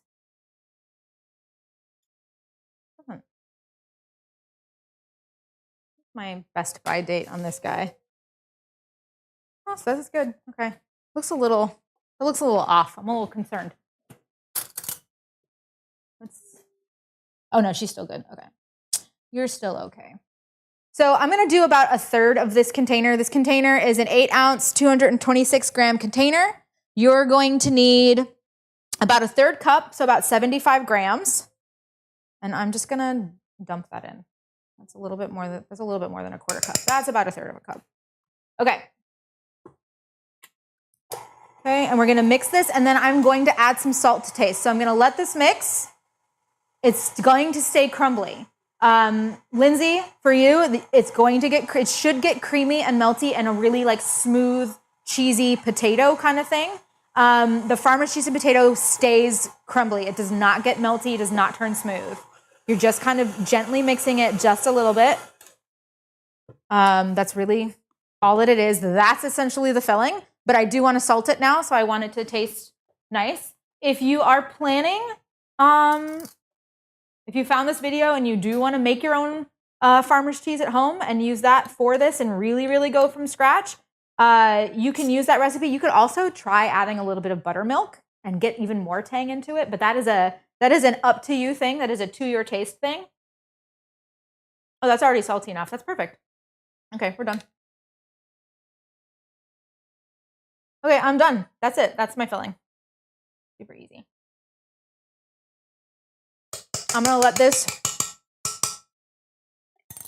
spin just a little bit longer, just texture purposes. And then that's it. Super simple. Okay. Okay, so this one is done. And honestly, like ricing the potatoes is why this happens so quickly. Everything is already so broken up that you don't have to like crush through any of the other ingredients or like any of the potatoes and like break them up into smaller pieces. Like it's already done. So it's basically just mixing everything. Like I could essentially do the farmer's cheese one with like a spoon or a fork or a spatula of some kind. You could do it without the mixer. I just prefer the mixer because I think it just incorporates a little bit better and faster. But it's unnecessary. I'm almost wondering if I do want some more creme fraiche. I know my family will eat more of it if it's creamier. How do I feel about this? I might add a little bit more. No, I'm done. I'm done with it. We're good. Okay, so we're going off the recipe.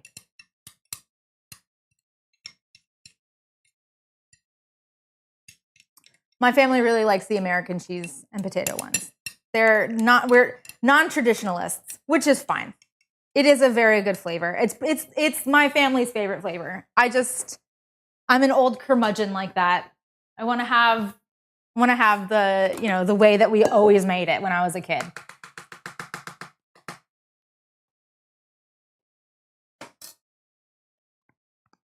Okay, mixer, we are done using the mixer.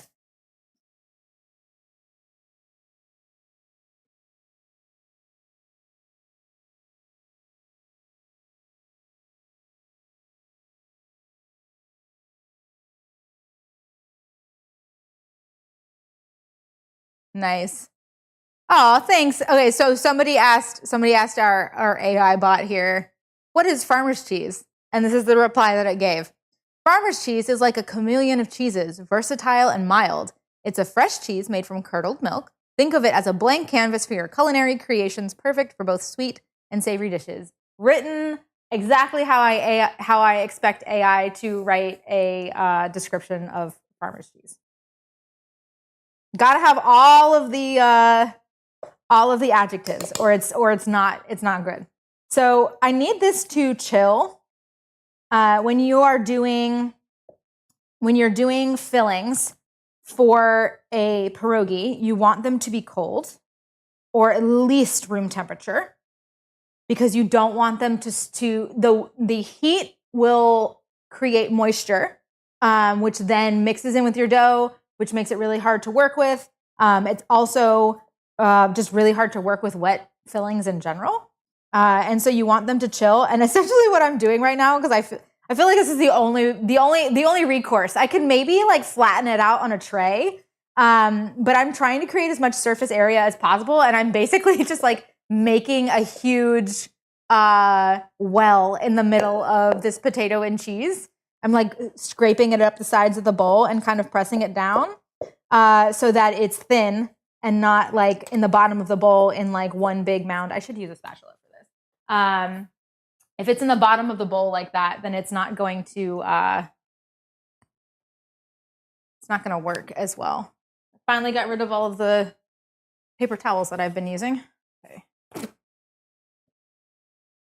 So this is me just trying to chill this faster. Typically, we would make these fillings the night before we make the pierogi, so they're like nice and chilled, and they solidify a little bit better. So if you want to do this the way that like we actually, oh, that's way better. We actually do this for our Christmas Eve feasts.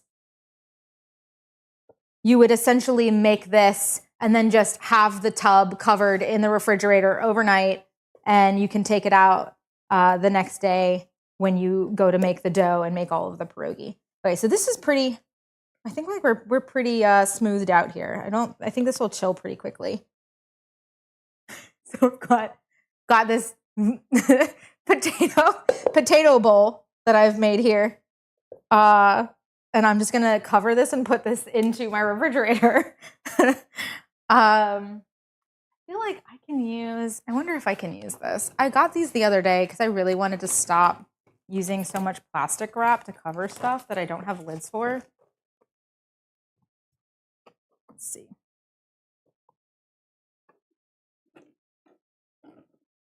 Probably good enough. Might not work. That's good enough. Okay, covered.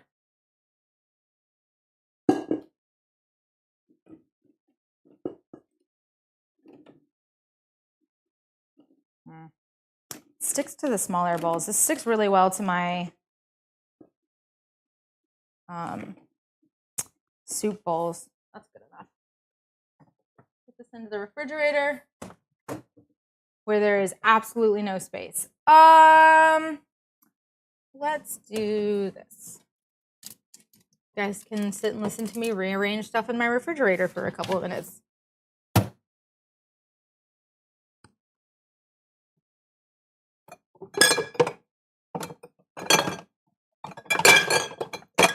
Oh, sorry for all the loud noises.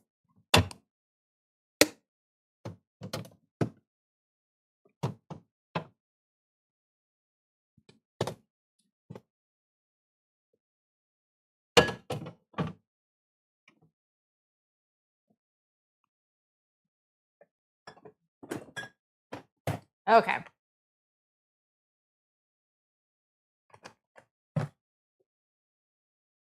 Next, sauerkraut. So now we're going to go back to the sauerkraut.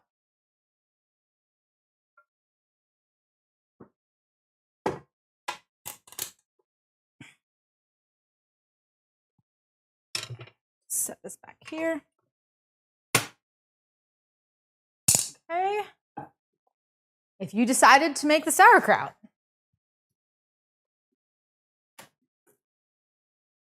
this is what you're gonna do. We're coming back to you. Okay, so I've got a single burner cooktop here. This is also induction. My stovetop is induction. I love induction. I will tout induction cooktops forever. They are amazing. I will never live without them. I know a lot of chefs and cooks prefer gas because you can have an open flame, and an open flame is really fun to play with, of course. But I just really like the precision that induction gives me. And I really like that it's kind of more child safe. I do have 2 kids. And if something boils over or burns, I can turn off a burner and it is not immediately cool, but immediately stops heating. And most of the temperature is just like carryover because the surface was once hot or the bottom of the pan might be warm. But I can almost like have something on high, turn off the burner, remove the pan, and then touch the surface without immediately burning. Like I can literally touch the surface it was on and I won't get burned unless I'm like holding my hand down. And it's just, I don't know. In my eyes, it's just better. Things heat quicker. You just have to have the right pans, which is kind of unfortunate. But I use stainless steel and carbon steel for most of my cooking, so it's like it's not a big deal to me. Cord is being weird today. Let's try going this way.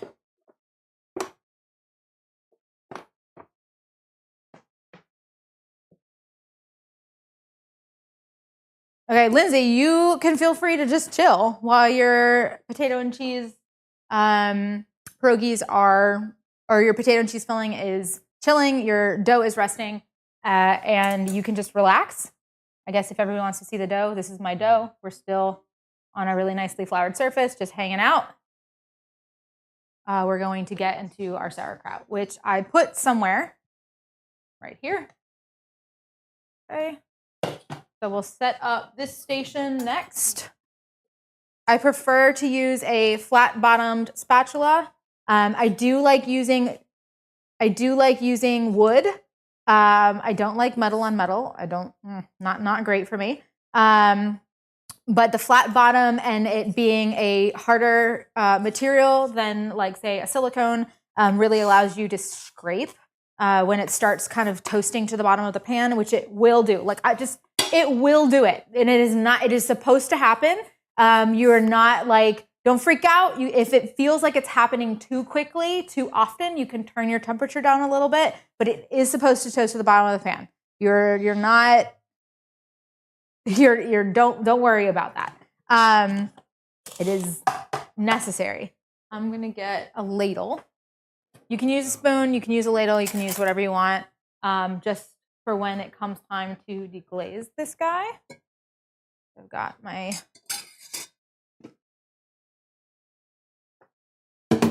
sauerkraut juice there. Okay. And then I've got my sauerkraut. So I'm just going to get this guy going. I am going to get this really hot.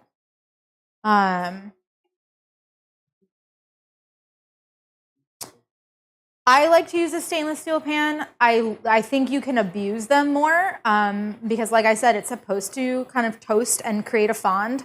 And if you're doing that, scraping a nonstick pan like that with the amount of pressure that is needed, I feel like that seems very not okay. Just don't treat your nonstick pans like that. Do gentle things in your nonstick pans. High heat, a lot of like pressure and scraping kind of stuff. Stainless steel, carbon steel could be okay, but stainless steel is your best bet. If you want to use an enameled, cast iron, like a Dutch oven or something like that, that is also something that you could use, that you can use and abuse those things a lot. So if you want to use a Dutch oven, an enameled Dutch oven, or stainless steel for this purpose, those are probably your two best options for a cooking vessel.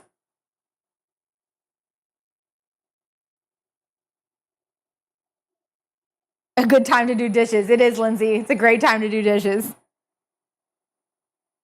All right, that's getting nice and hot. Almost there. It will stick. There's still quite a bit of moisture. This isn't like you patting off and searing something. You still do want to have this pretty high, and I do have some skittering. I want to have this a high enough heat that it will immediately start to toast and cook off. There we go, we're ready. Okay. Whenever you use stainless steel, you're going to want to heat your pan up to the point where you can splash water or liquid into it and it skitters around and doesn't immediately evaporate. And then you can drop heat and start adding in stuff. It will make it more nonstick or fully nonstick, depending on what you're doing, depending on what you're cooking.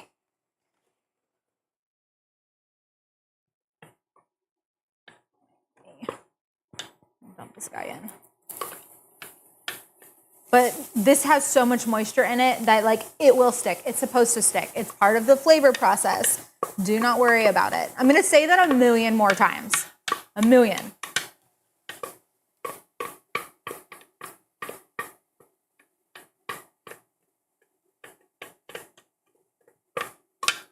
Does anybody have any questions while we sit and we toast this?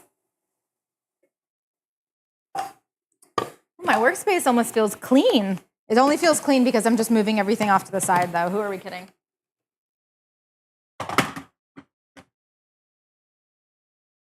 Okay.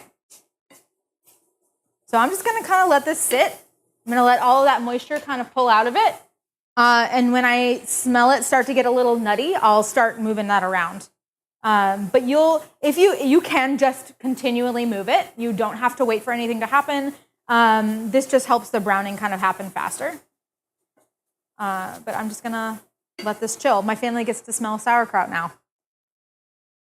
Did I go to culinary school or just learn by experience? Experience. My family cooked my entire life. I went to college and then had to do it for myself. So started cooking for myself and for friends, kept doing it, never stopped loving it, and now it's what I do. So, I've contemplated going to doing a culinary program, but I read and research so much for like blogging and recipe posts, and because I want to know enough that then I can explain it to somebody who knows even less than what I know. Like I know enough to know that I don't know everything, but I would love to know everything and I would love to experiment more. But I've put so much time, effort, energy, research, knowledge, thought into learning all of this stuff that I just don't know. I know that I would learn in a culinary program, but I don't have the time. I've got 2 kids at home. I've got this is a full-time job. And I just maybe one day.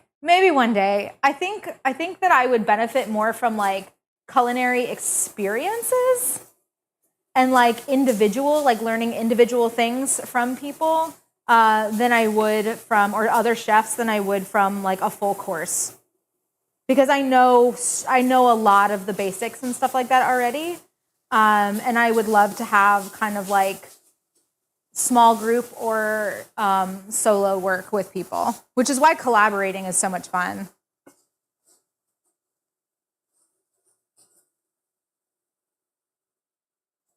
Buying new cookware like pots and pans.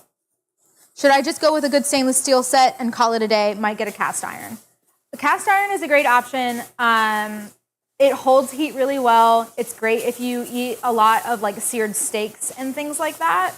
I wouldn't suggest cast iron be your only pan if you don't already have one that your family has had for generations and it's so seasoned that you can't mess it up. Carbon steel and cast iron take a while to season enough to the point where they're nonstick. So if you are like just getting something new, you don't cook, like you're not cooking every day, multiple things a day, and you really just need something that's going to solidly get you by whenever you want to make something, I would tell you to get stainless steel. I would say get a 12-inch and a 10-inch. I guess I don't know if you're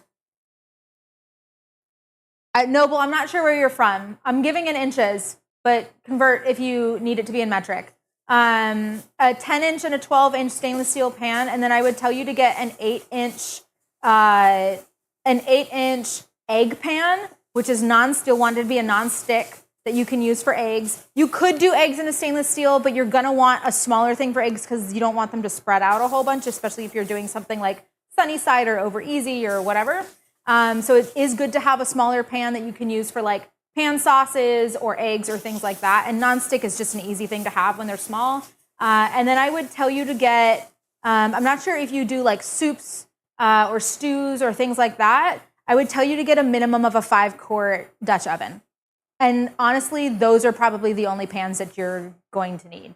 If you want to get a mid-sized pot, kind of like what I had my potatoes in, I don't know how many quarts that is. That's probably a 5-quart. If you want to do like 3.5 or 3.5 and up, just for like stocks and soups and stuff like that, your Dutch oven can also double as like a stock pot.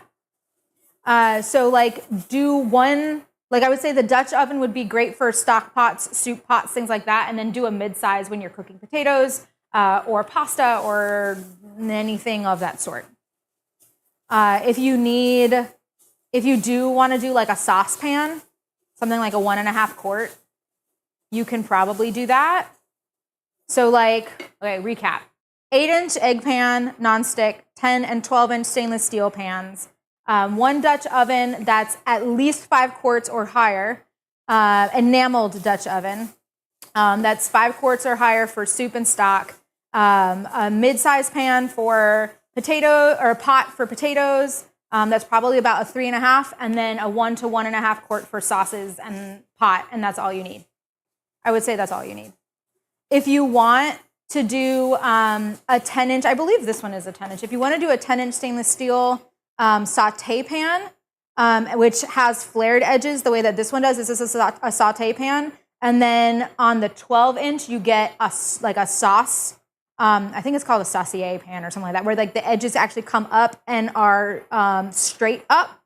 That can be helpful for like shallow frying, or actually having some kind of a sauce, like if you're doing like a thicker sauce, a pasta sauce or whatever, you can cook that in there in the same way that you would use a pot.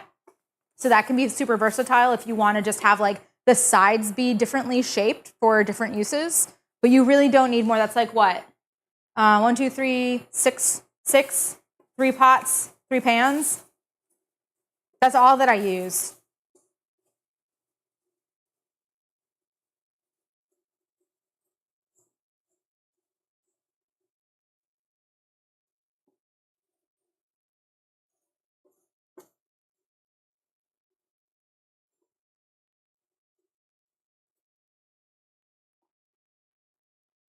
Sure, Noble, you're welcome.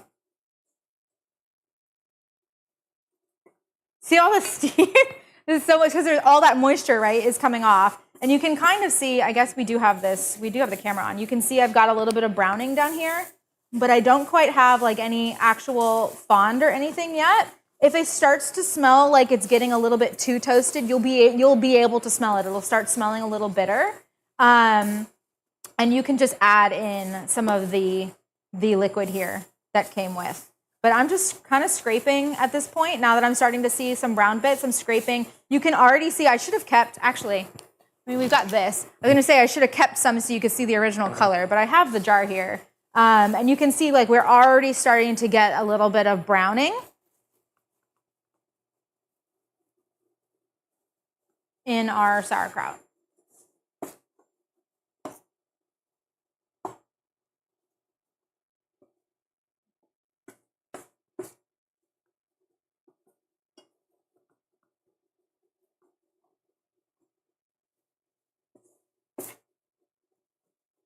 Like I would not want to scrape like this with a nonstick pan. Like stainless steel is just so much easier, and it's really easy to deglaze, it's really easy to clean.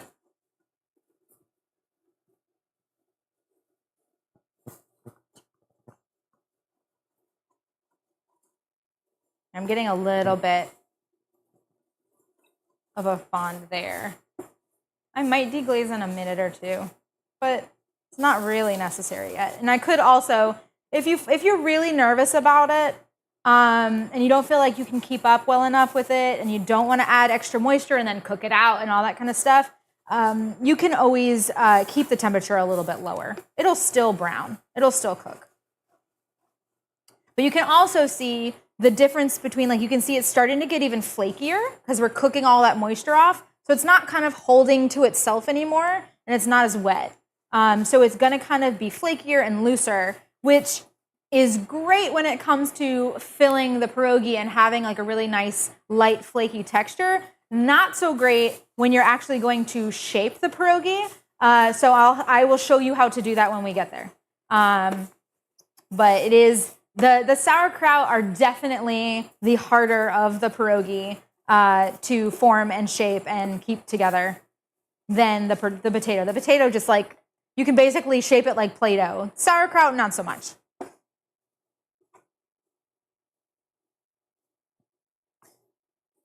Any Dutch oven tips, are they hard to care for?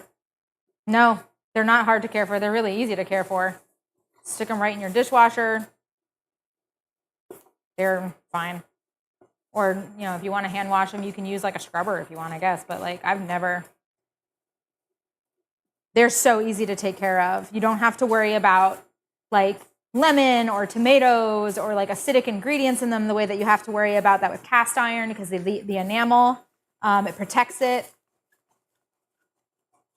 They're so easy to take care of. I wouldn't worry about it at all. I would say, you've never put a Dutch oven in the dishwasher? It's probably not the best thing that I could do. But I will say, that's probably like, it's probably something I would be a little bit more worried about if I bought a lower end one. I do have Le Creuset because I'm a snob. They're just, Staub and Le Creuset are just such good brands. They make such good products. Like, there are some brands, I think, I want to say it was like Caraway. There's a couple that came out with like their own Dutch oven, like some producers and brands came out with their own Dutch ovens. Here, I'm going to do this because I'm starting to see that turn a little darker than I want.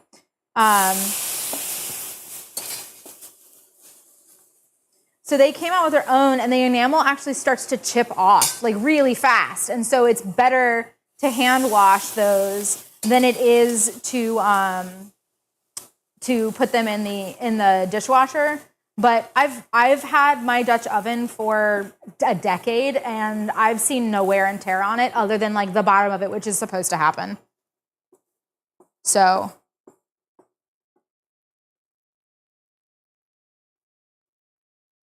these are Le Creuset. These are they're croquettes. They're not tiny Dutch ovens. They're actually like, they're meant to be like for like creme brulees and like little pot de creme and like other kind of like pastry applications. They're not supposed to be for salt. I just use them as salt and sugar sellers because they're cute like that, and I don't know, I'm obsessed with them. It's just like the perfect size for that kind of, for me to use it that way. Yeah, most Le Creuset is dishwasher safe. So I don't really think about it. Mine go in the dishwasher. I don't have to be worried about the enamel chipping off because it's just such a good product. A 6-pound salt bowl. They're not that big. They're little. That's little. Okay, we're getting to that point.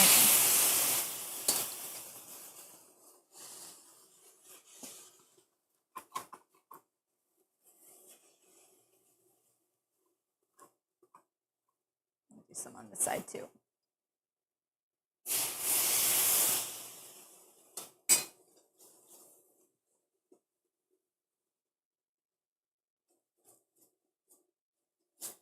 Turning the heat down a little bit. Now that everything is really well heated, the sauerkraut is really well heated, the pan's really well heated. I don't need as high a heat to maintain the same temperature. So I'm just going to bring it down just a little bit. It also lets me talk longer with you guys because I don't have to pay attention as much. But you can see, look how different that the starting color is with where we are now. We're a little more than halfway. And then hopefully what I'll be able to do is I'm actually going to lay this out on a cookie sheet so that it chills really fast. And I'm going to pull the potato and cheese out of the refrigerator and see how well we've chilled that. And we can maybe start actually rolling out the dough and shaping some pierogi.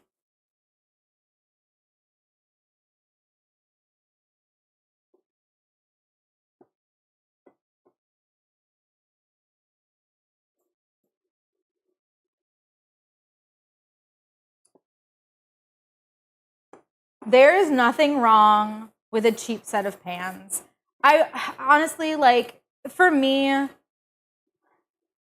I know that I have these higher quality things, but I have these higher quality things because I'm lucky enough to afford them, right? And B, I know that I'm going to use them. Like, I want it to be an item that I can use for decades, right? So I'm able to afford a more expensive piece up front in a single purchase, and then let it last me longer than, say, buying a $16 pan or something like that from like a Walmart or something like that. But here's the thing: if you want to cook and you need a pan, get yourself a pan. Like, there's if it gets you where you need to go, there is nothing wrong. You do not have to buy new. You can get used products. You can get, you know what I mean? Like, go shop at flea markets and thrift stores and whatever. Like, find yourself something. It is not important. It is not important. There's very little that you need to have the tippy top version of something to get, like, and that's the only way you can get certain results. Like with experience, with time, using a set of pans, like you will learn the best way to cook on them. And if you do it enough and practice enough, it is not a big deal. It is not. But a Vitamix though, okay, I will give you the Vitamix. The Vitamix is one of those things that like if you really want a silky smooth sauce or soup or smoothie, it's just such a high-powered motor that it is very expensive but very worth it. I'll give you the Vitamix. It gets me where I need to go. I say that about my Ford Focus. I was thinking car in my head. So you were here with me. Yeah. If it gets you where you need to go, just like a car. Doesn't have to be brand new. Doesn't have to be really expensive. It does its job. I have a lot of people that try to buy me really high-end stuff. And I'm like, look, this is a large kitchen for a mid-sized home. I will say that I did that on purpose. We got very lucky in being able to work with a builder to build this house in this community. We stumbled on it when they were first starting to break ground on it, and we were at a good point in our lives, and we were able to get in here before everything started getting really expensive, and we got very lucky. So I have this beautiful kitchen, but I still don't have all of this cabinet space. People have all of these crazy pull-out drawers and hidden coffee mistake maker things and like whatever in these huge houses, in these palatial houses. And I don't have the space for that. It doesn't matter how much I like to cook. I still want the things that are basic things. I'm not going to buy, 4 million types of something because each one does something slightly different. I'm just going to buy 1 or 2 things and then use them in different ways. I would rather go for utility than I would for specialty. Aside from my potato ricer, there's very little in my kitchen that I have that I only use for one thing. Yes, you can use all-purpose flour for the dough instead of double O. You might need, I would tell you to still weigh to that 500 grams. I have in there 4 cups or 500 grams. All-purpose flour has a larger grain size than double O. So you are going to end up with less weight if you do the 4 cups. So stick with the 500 grams, weigh it out if you can, if you have a kitchen scale. Otherwise, you might want to use, say, 3 3/4 cup. And then if you feel like you need extra flour, if it's a little too wet, you can add in the remainder up to the 4 cups. But I would say to start with less on the all-purpose flour. And then you might actually, if you do end up using the 4 cups and you just dump them in and you're like, whatever, you might need a little extra water just to take care of the extra. The all-purpose flour will absorb more moisture than the double O will because it's a hard wheat. And it has a slightly higher protein content. So it's going to absorb more moisture. Okay, we're going to deglaze maybe one more time. I don't think I need to do much more. See, so I was saying like this is plenty of liquid, right, from the jars. You really don't need a ton. This is almost done already. I'm going to turn this up just a little higher.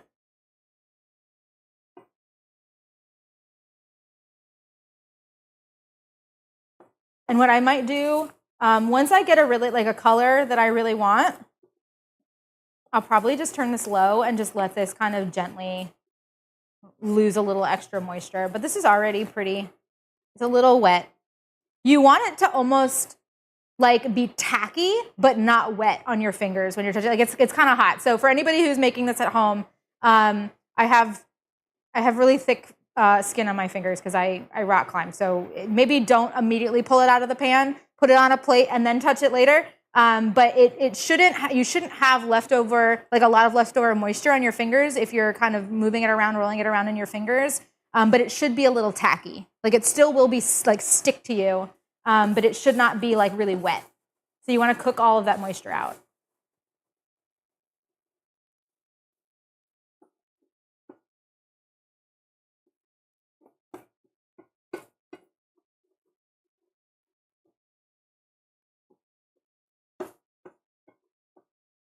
A cherry pitter is your only exception. I will grant you the cherry. I also have a cherry pitter. I bought that last year because I was using a straw, a metal straw to do it, and I was like, there has to be something easier. But again, I bought the cherry pitter. I bought a cherry pitter, but I keep seeing all those extra gadgets, right? Where it's like multiples and you like can push multiple through. And I was like, no, we don't, just the single. We don't need to be fancy. We can go one at a time. I don't need to I don't need to deep hit 9 cherries at a time.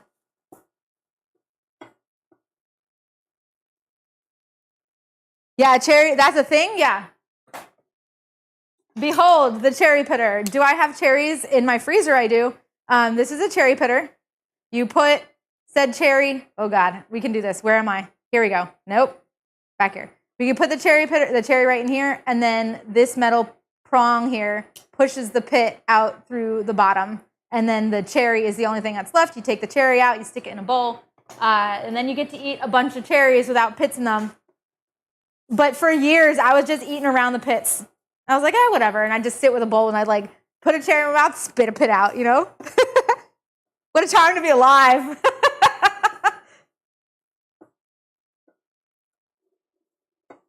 Does it work for olives? You know, I don't know the answer to that. I don't feel like it would work as well because the pits in olives tend to stick really well to it. I feel like cherry flesh comes off of the pit pretty easy. That's a stone fruit, but olives, I feel like the pits stick a lot more. So it might not work as well. Plus the olive pits tend to be oblong. They're not like squat, almost circular. So that might not work as well for an olive. I'm not sure.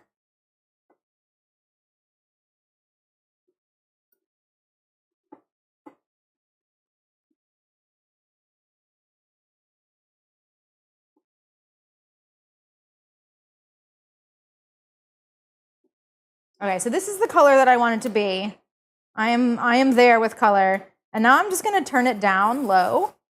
And I'm just going to let it cook a little bit more of the moisture out because I deglazed a couple of times and it is a little bit wetter than I want it to be. So I'm going to give like a really good scrape to the bottom of this pan. And then I'm just going to let it sit.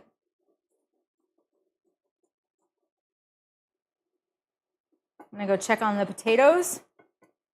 And if the potatoes are close enough, I'll start rolling out my dough. I will be right back.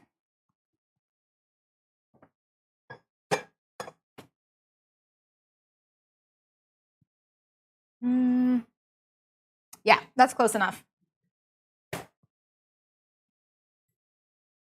They're slightly warmer than room temperature, but I think that they're cool enough that I can start rolling, and by the time that I'm ready to go, will be in a good enough temperature for me to use.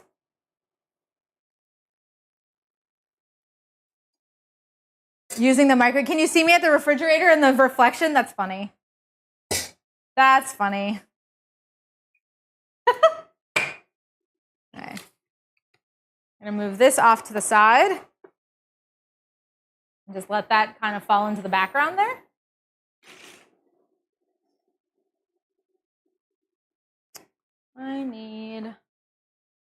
Where's my bench scraper? I thought I had it out. I lost it. Oh no!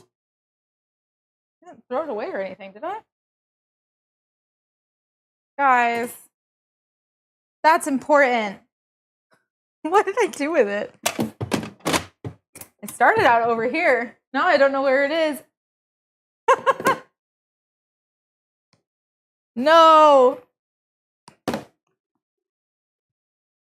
Oh God, it's sitting on white paper. We're fine. White bench scraper, white paper. We're good. I just have some sauerkraut here. I don't want to get into my dough. I want to scrape this off.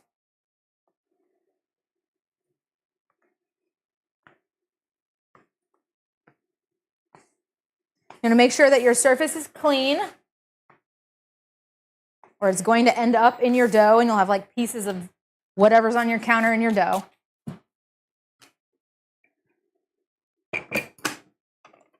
So I'm going to do a nice dusting. And then I'm going to break off some of this.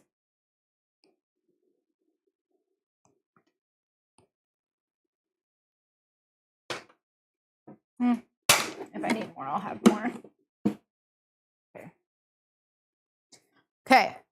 Now, the things you are going to need, moving kind of forward. I have it in the recipe, so typically we don't use this, but if you want to have like super uniform sizes, this is actually, if you want to have super uniform sized pierogi, I suggest this more for the potato than for the sauerkraut, but it's really up to you.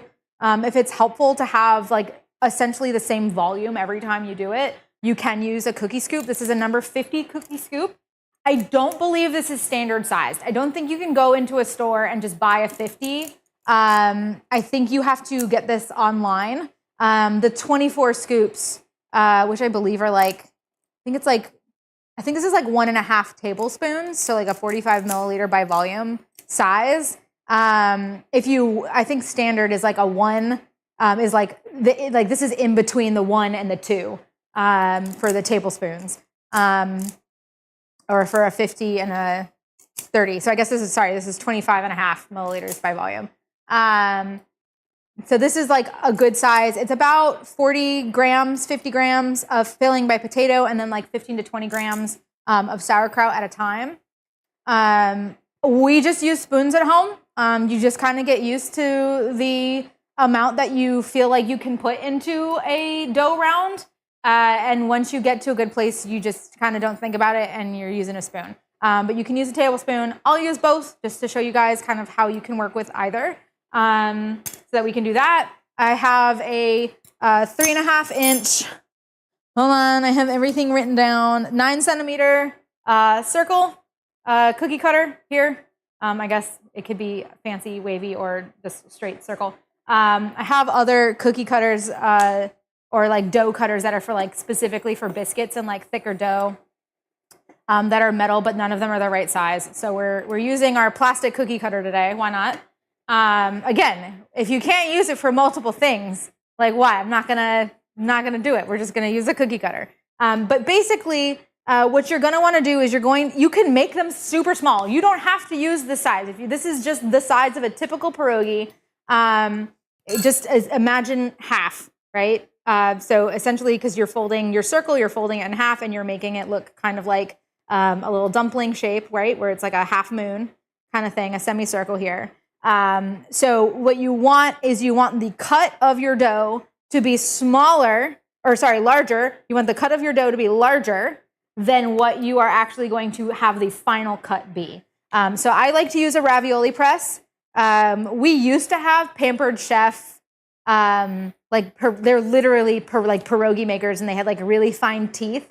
But now everything is like a hand pie, and it's got like a really like elongated kind of like I don't know what to call them, sleeve or something like that, where it like has like a really elongated kind of outside around the outside of the pierogi where you kind of push all of the dough together, and it's not great. We like to have like very little extra dough once they're sealed, just because you want it to be all filling. Like, come on, the filling to dough ratio needs to be like super, super, a lot of filling to a little ratio of dough. It is just the vessel. The filling is the important part. So I use this guy. I don't know where. I think I found this in a kitchen store, in a local kitchen store. I'm sure you can find these online. They're just metal. It's just a ravioli press. You can find them as a square. You can find them as a circle. Obviously, we're using a circle here. The other thing that I use, and this is what I used to use before I found the pierogi press, I just used a cup. So I'll show you how to use a cup. I can also show you how to use a fork, or just doing it au naturel, the traditional way, with your fingers. And just sealing with your fingers. So we'll do that. Check on this real quick.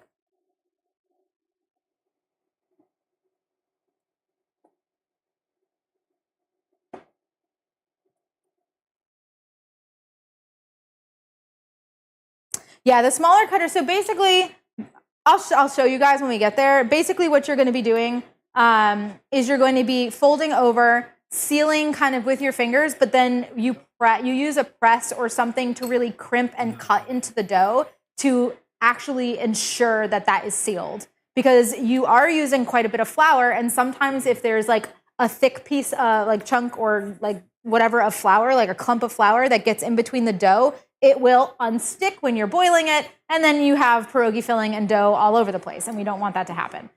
So it's really just like extra insurance to make sure that they're not going to split or open up when they're boiling.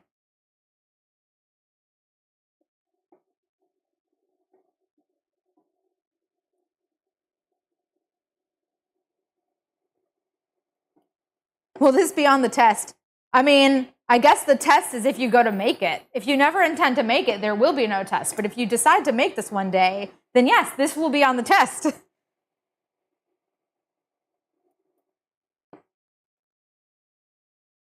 Okay, I'm getting to a point where this is really good. I'm just gonna hold this over. So you can see, like, it's really not sticky. It looks almost like if you had like coconut, right? Like we toasted some coconut. It's obviously softer than coconut, but it's kind of the same kind of texture, the way that it moves around when you're pushing it around the pan. Oops. And then I can touch that, and it's tacky, but not really moist. So we're going to turn this off now. That's going off. I'm going to unplug it. I got some sauerkraut. There we go. Okay, let's start rolling this. Yeah, the taste tester. He's not going to taste test the sauerkraut, but he'll taste test the potato ones. Okay. I'm going to roll this out. Give myself some space for filling.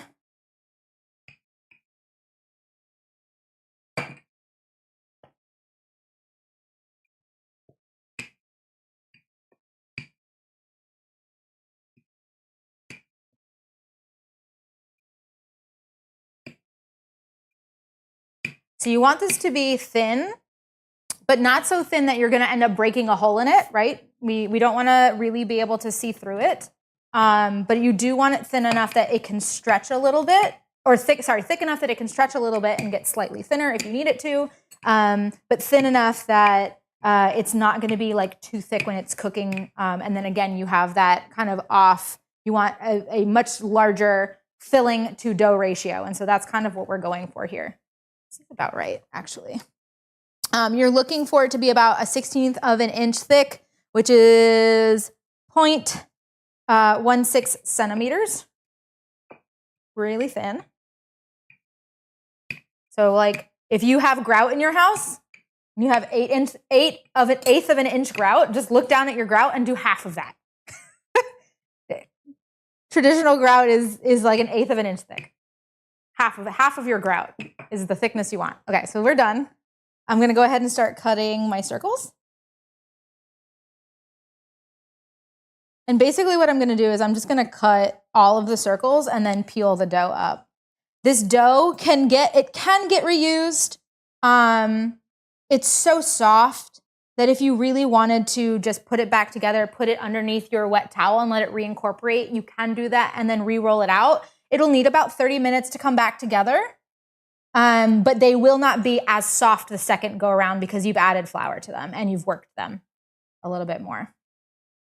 So that gluten that has had time to kind of settle and relax has kind of come back up a little bit. You need to let it relax and rehydrate. But the added flour will change the texture slightly. So it's really up to you.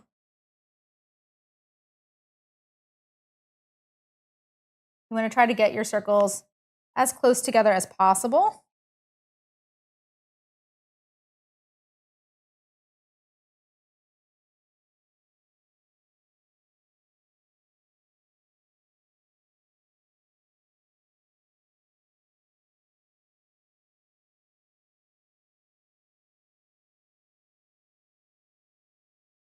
So this is about a third of the dough that I've made. And you can already see how many pierogi I can make. This one's going to be a little oddly shaped, but we'll make it work. And we're done. Okay. And then you can just pull up your dough. And pierogi dough. So now let's make some pierogi. I'm going to let that kind of come to, actually, I'm just going to kind of put this into a clump. And I'm going to fold it over itself. No, this is not time for you. I will call you. My daughter wants to make some with us. But I told her that I would call her when it is time. I'll do it when we finish the video. And we're just kind of hanging out after with the live. So Kate will be on here in a little bit.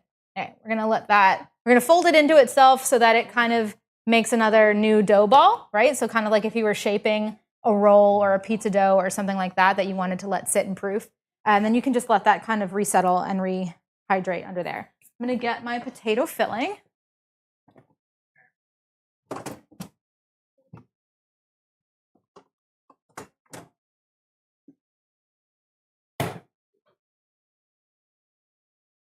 Which is now at a good point.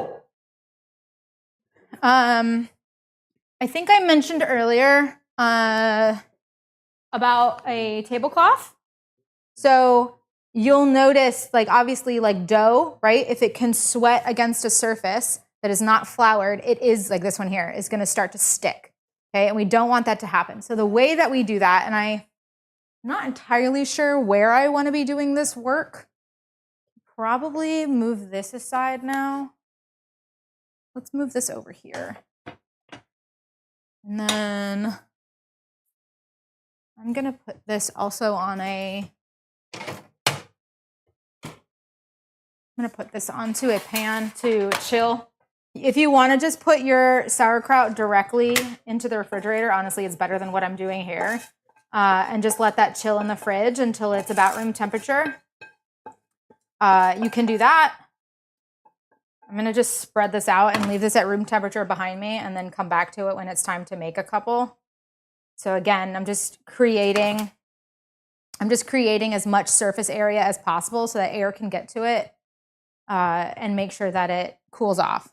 I'm just going to leave it there. I'm going to let all of the countertops pull the heat right from that. And now I'm going to turn this into my workstation, I suppose. So let's move all of this out of the way.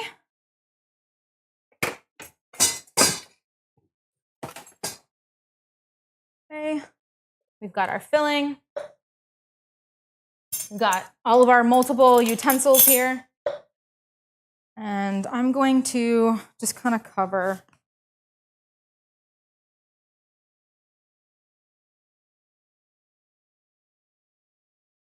this space.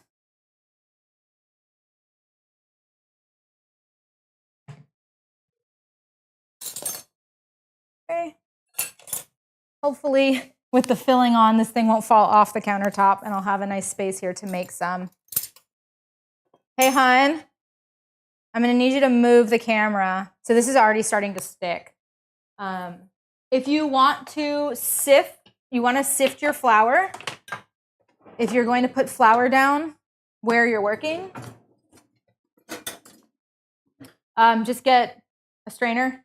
Or if you have one of those fancy flour sifter things, those are cool too. I don't have one of those. This is fine for me. So essentially, I'm just going to scoop. This is a very flour heavy. Just prepare to have your house be like white. There's just going to be flour everywhere, and you just get used to it. Just be ready for it. I'm going to pick them up, and I'm going to put them over here before they all stick to my counter, and then I don't have access to any of the really nice dough that I just made. Okay. You can stack them as long as there's flour. They will start sticking to each other, but it takes a while if they're floured well. So if you are working pretty fast and they've still got a bunch of flour underneath them and they're not yet sticking, you can probably stack them and they'll be fine for a little bit. But we're just going to kind of settle them around. But you can see how soft the dough is and how easy it is to stretch and move.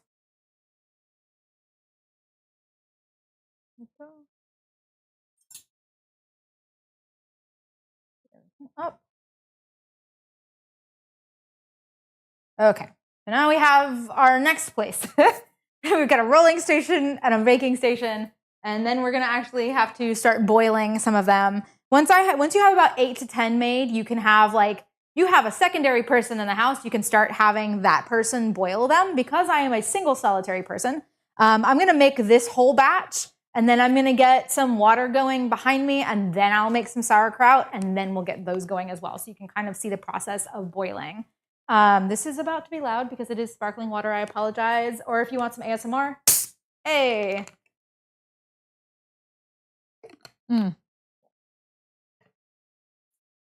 Okay. Let's start making some of these. We tend, when we make these, so like today I'll make like 2 batches of these. So I'll do one with potato and then one with the sauerkraut. I've got 2, 4, 6, 8, 10, 12, 15.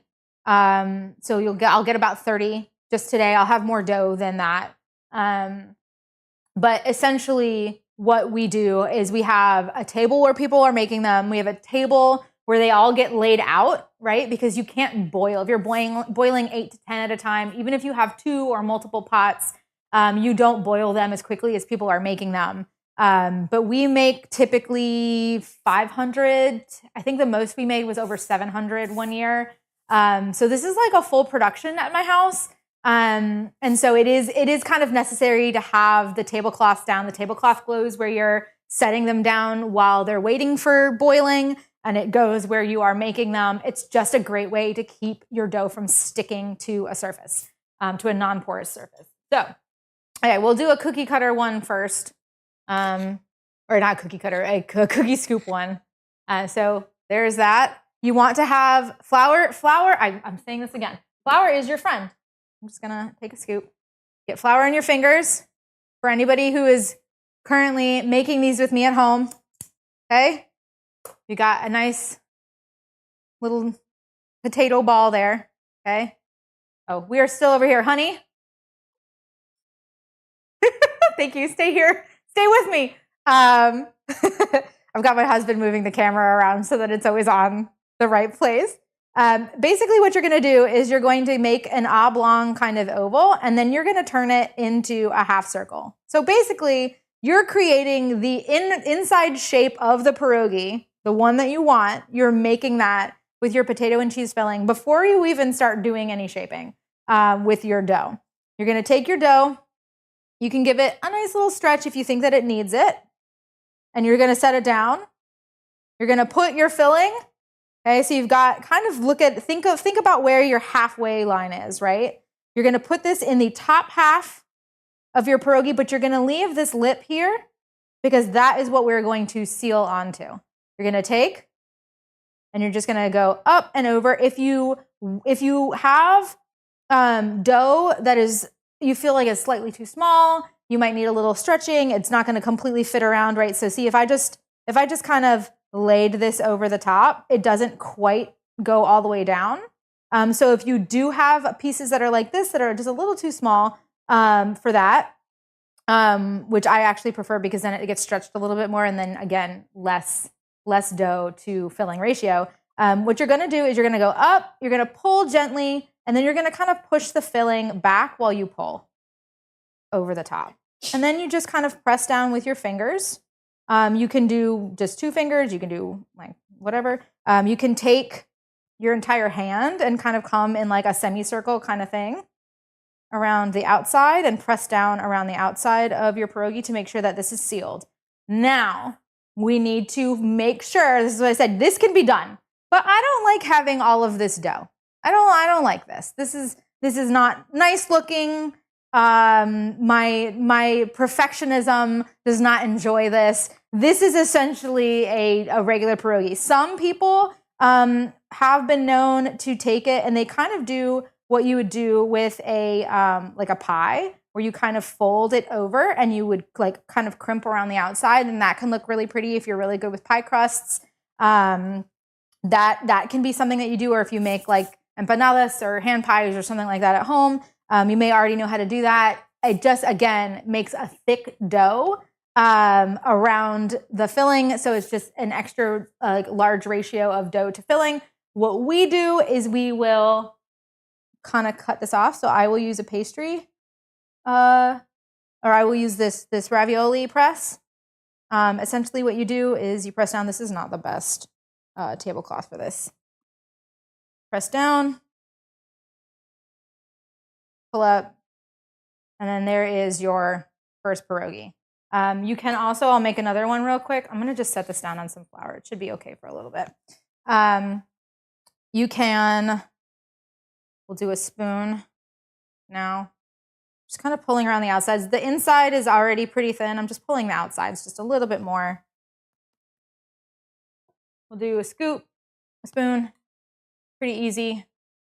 Just about the same thing. I've got flour on my hands already. If it feels like it's too tacky, which if you're doing the American cheese and potato one, that can kind of get pretty tacky just because there's so much more moisture in that cheese because it's melty.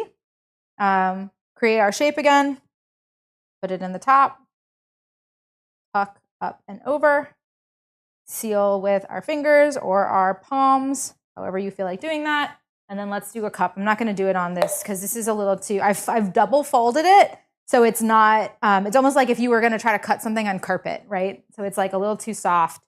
I need to have a hard surface to cut on. So if your cup, this one is too big. This one is too big for the surface of my pierogi. Can you, actually, I'll do this. We're fine. We'll put some underneath too. There we go. Now you can see. This is too big for the outside. If you take, instead of going straight down, if you take it and you kind of roll it.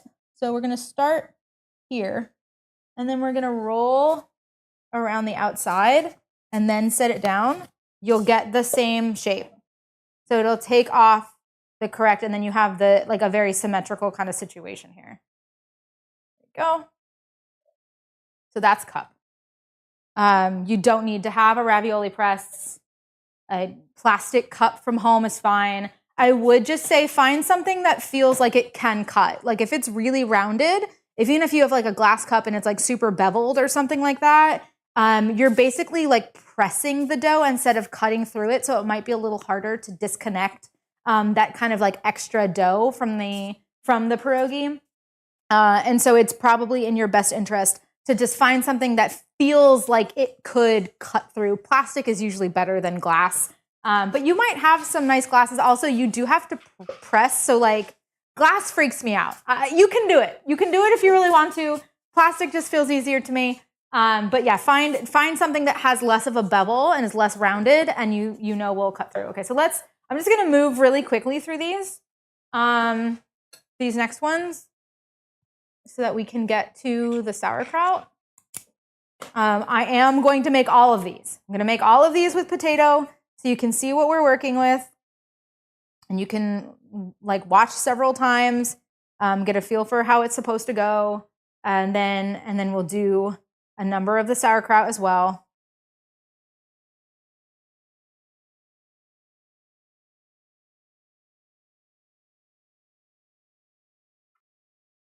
Okay. Again, push, fold. I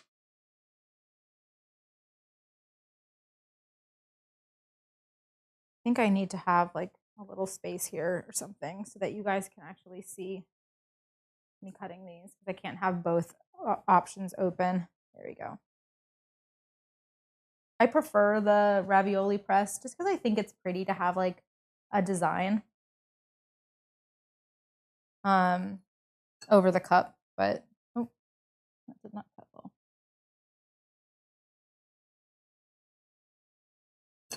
There we go. Okay, pierogi. Easy peasy. Everybody can do this. Okay. Next.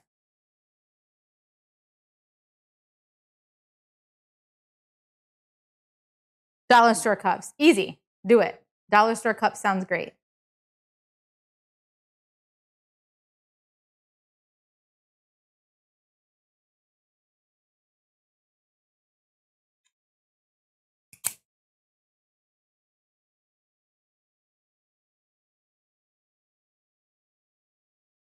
How are we doing, Lindsay? I know you're doing the potato. How are you feeling about these?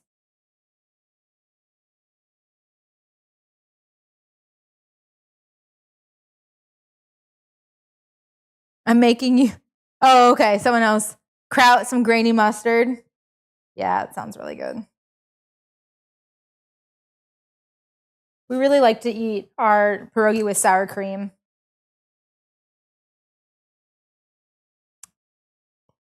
I'm just getting some of, so I've really heavily floured the surface. So you can see me kind of patting. I'm just getting some of the excess flour off of it. It's not super necessary.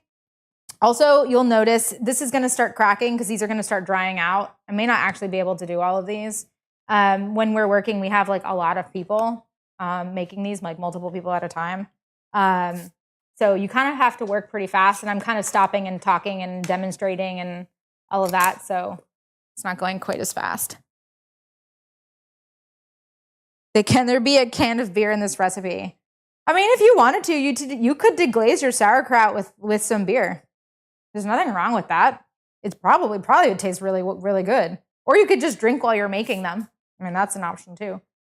Okay, so again, it's going to the top half. I'm leaving a little bit of a lip. I'm going to push, pull over the top, and then I'm going to press down. Okay.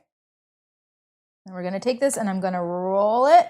I'm not going straight down. I'm rolling it around. If you want to go straight down, you're just going to have kind of like air pockets on the side of your pierogi. I can make one. Here, I'll make one that way.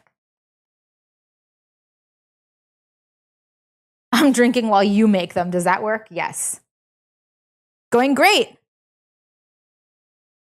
It's going, I can see why a few people would help to do each one of them. It's just, yeah, there's like a lot of steps. This is just a really fun, like you've got friends, you've got family. It's meant to be like a holiday tradition. I think that's probably the reason, like not only because of like all of the floury mess, right? But all of the kind of like stations where like somebody is rolling their dough, somebody's making the pierogi, somebody's boiling the pierogi. That it just ends up being easier as a thing to do with friends or family. It's probably why we only do it once or twice a year.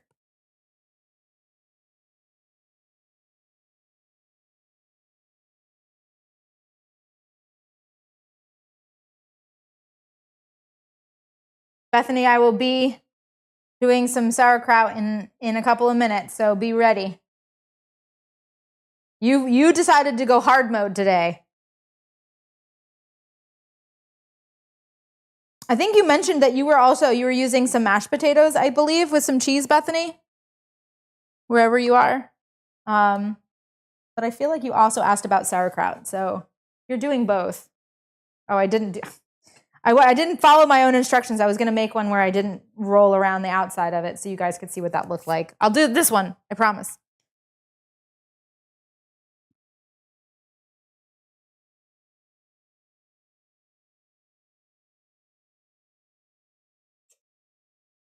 Kind of going back and forth between the scoop. There's no more leftover sauerkraut this time. Oh, okay.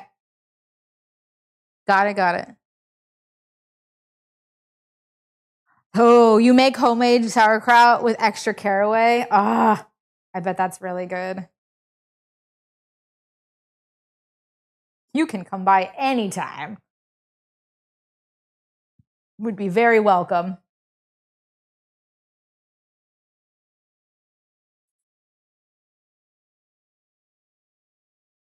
Okay, so if I went straight down, try to center it. And if I went straight down instead of rolling around the outside, you'll see I've got these little like wings where there's like pockets of air. And those will flatten and stick to each other, and then you'll just have extra dough. And it's not a big deal. It's not a big deal. It's just something that, like, you know, as a person that, like I said, makes hundreds of these, you kind of just learn the ways to make it so that it's like a perfect bite every time. And that's just one of them.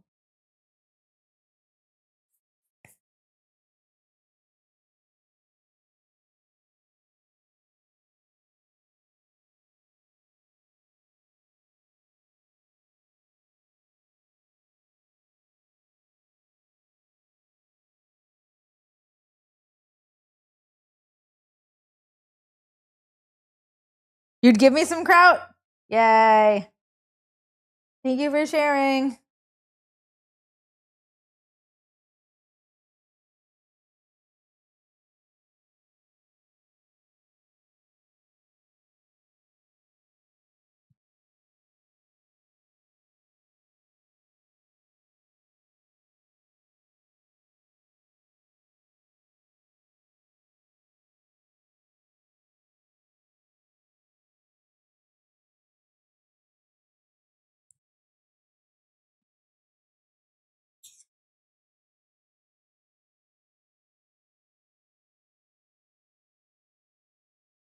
Do I have any questions?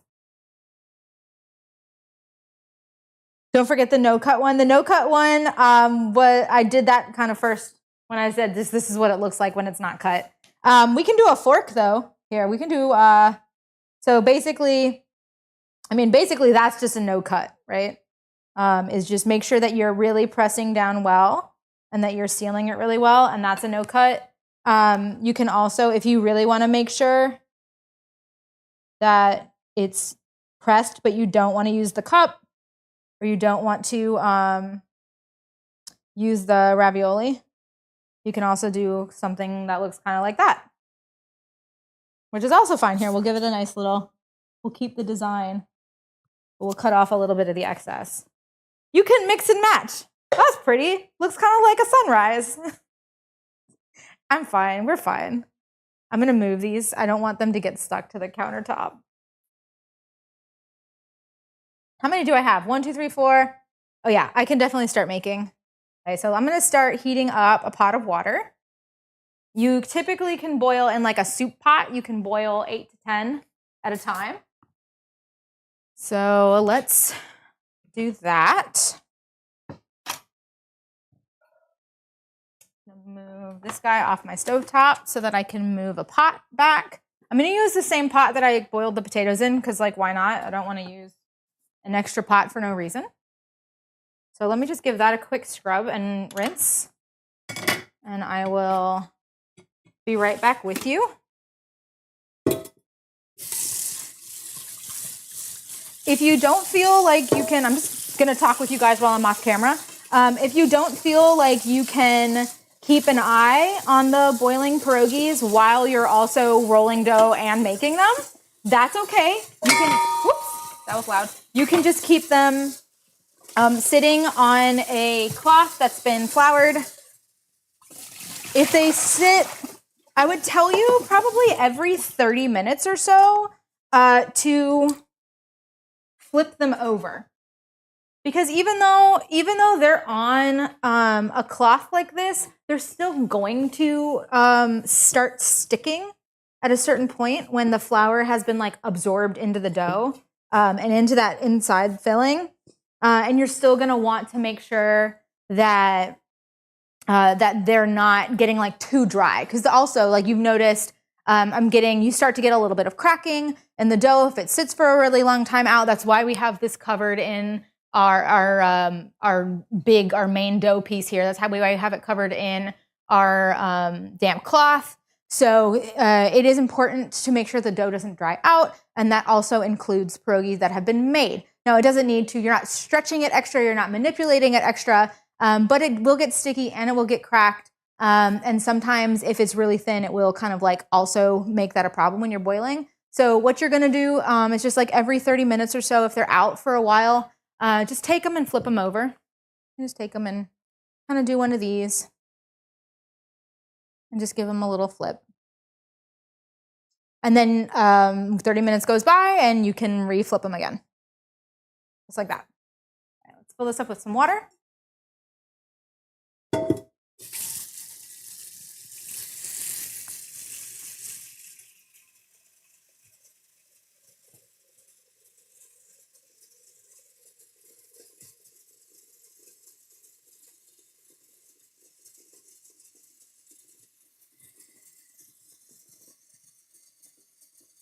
I'm also going to salt this water just like you would if you were cooking pasta. You want it to be about halfway up your soup pot.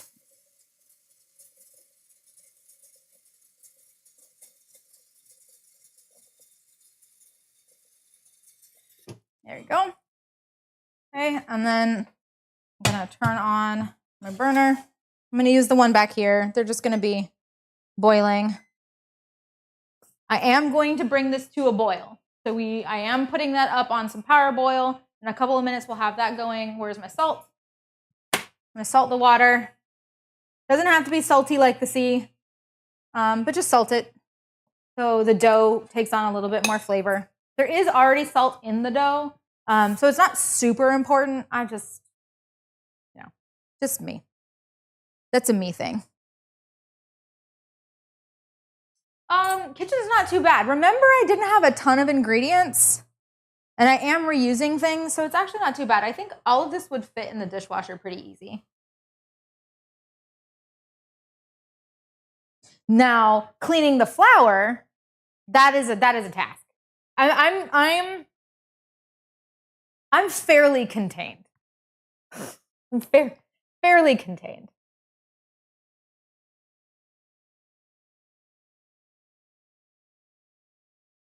Washed my hands. I don't have flour on my hands anymore. Okay. I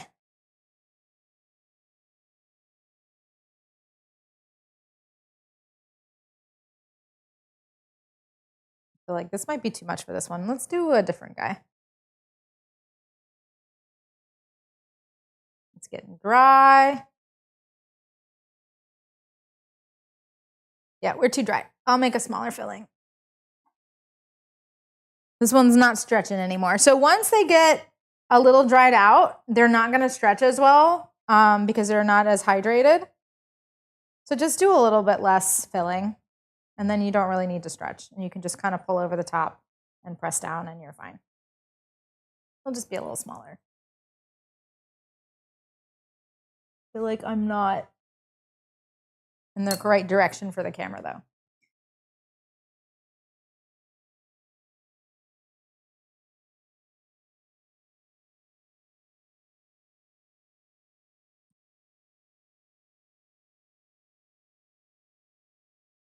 I might cook these up as potato pancakes later for the remaining filling.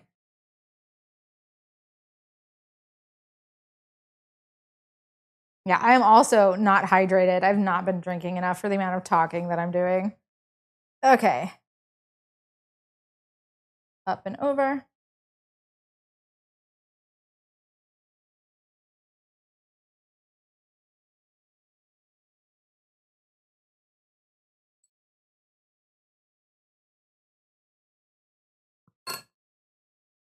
Oop, that did not stick on this side. So something else to do, we call this quality control, is double check. So like after you've finished compressing and cutting the dough around the outside, check to make sure that any of them didn't open. Sometimes if they catch like this one did, it won't close all the way, even though you've pressed it, you kind of like reopen it. Because remember, we've got a lot of flour. So sometimes the dough doesn't stick quite perfectly. And in that case, what you're going to do is just pinch it between your fingers. And then you can recut. And so now this is good.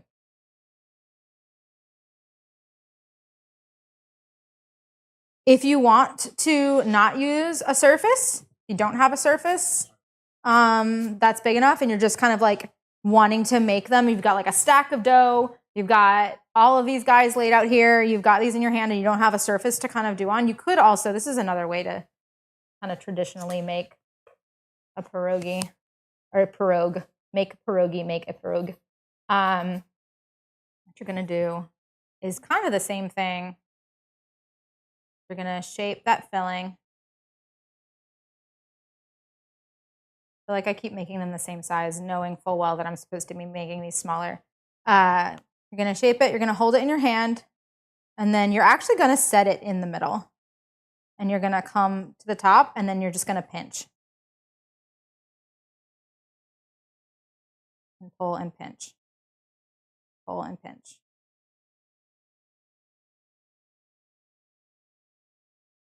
And then you can, in fact, have the same way that I was kind of holding and pulling down. This can also be considered like a traditionally made handmade, I should say, a handmade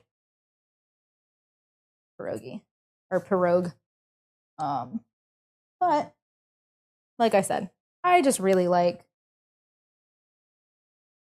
having these look really pretty. This is a me thing. Are we boiling? Almost. Cool.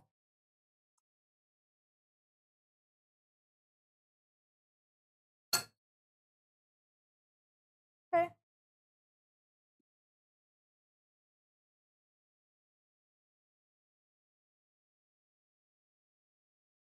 We just got here. What's in the filling? It's farmer's cheese and potato and a little bit of creme fraiche.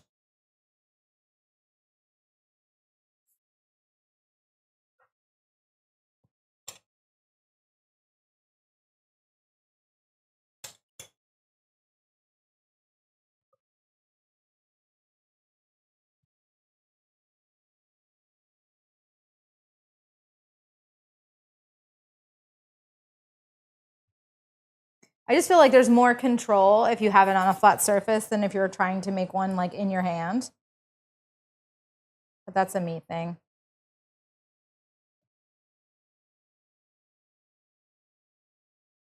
Okay. Let's do another one. Soon we will have sauerkraut. Because I want to make sure that I'm showing you guys the dough one more time. So we'll roll out one more batch of dough. I'll probably make like 4 or 5 sauerkraut and then we'll call it a day. You'll get to see the finished product boiled the best way. So like this is traditionally what we would do on Christmas Eve. Catholics also, just like Italians, right? Or Polish people, just like Italians, because a lot of us are Catholic. We do not eat meat on Christmas Eve. So Italians will have the Feast of the Seven Fishes. We do potato and cheese and sauerkraut pierogi, and usually like a mushroom soup or a split pea soup or something like that. Some beet soup, do some borscht.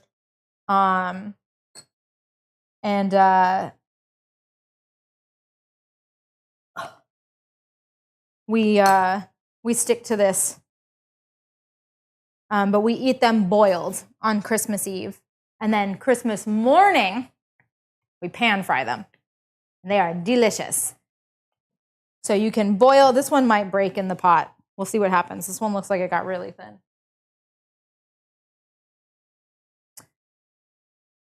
You can boil them.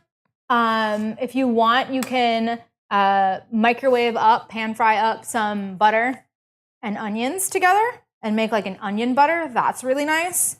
And then we eat them with sour cream after they're boiled. But you can also, once they've cooled off a bit and the dough, we're boiling, the dough starts to kind of re-solidify, right? So it's like gets really soft when it's nice and boiled. It's got a lot of moisture in it. And then it releases that moisture as it steams and cools, and the dough will actually harden slightly. That is then when you can pan fry it. It's already got a bunch of butter on it. You'll see me working with this in a second. Butter is really helpful to keep them from sticking to each other when you're storing them, especially when you're going to fry them up. It's like really nice to have them kind of surrounded by butter. So, okay. I know I just set that down, but we're gonna get a little more flour. Okay, let's do some of these. I'll throw this away. You put them basically, I like to saute up onions first. So I'll saute up a bunch of onions and get them nice and translucent and browned and really yummy. And then I will throw either butter in the pan, or if these are coated enough in butter, I'll just toss the pierogi right directly into the pan. And then you essentially pan fry them until they're nice and golden brown on the bottom. You flip them over, get them golden brown on the top. And then you get like a really nice like crunch. They're warm, they're like nice and crunchy and buttery and delicious. And that's honestly my favorite way to eat pierogi, but this would be like traditionally for Christmas, you boil them and you eat them boiled. So I'm gonna take, let's do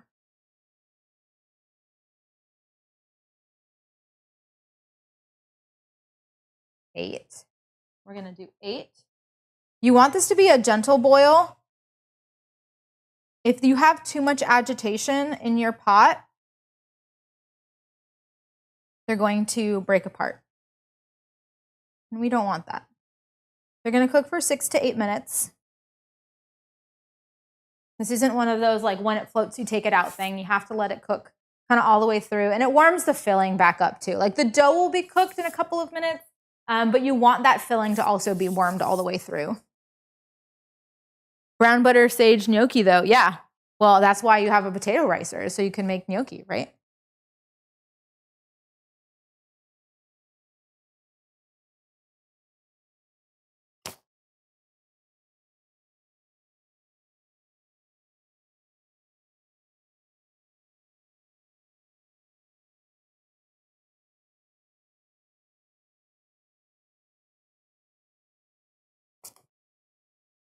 No, this is the same oven.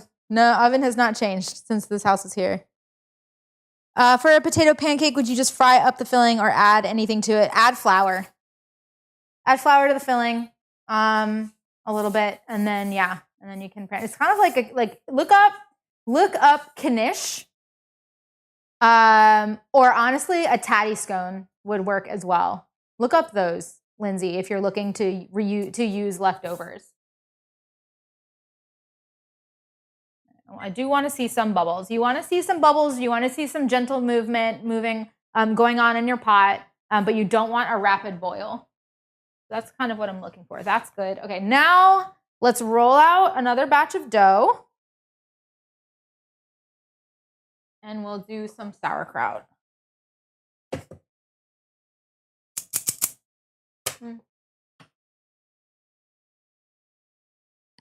Here's our chilled sauerkraut. These guys out of the way.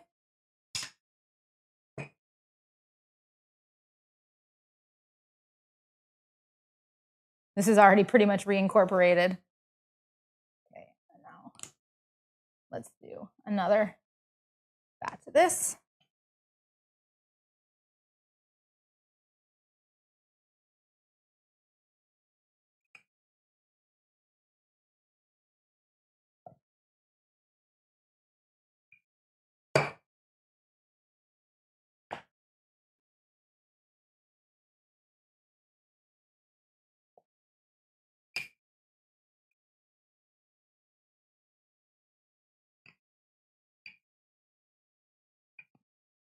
I honestly should be prepping the pan that these are going to go into.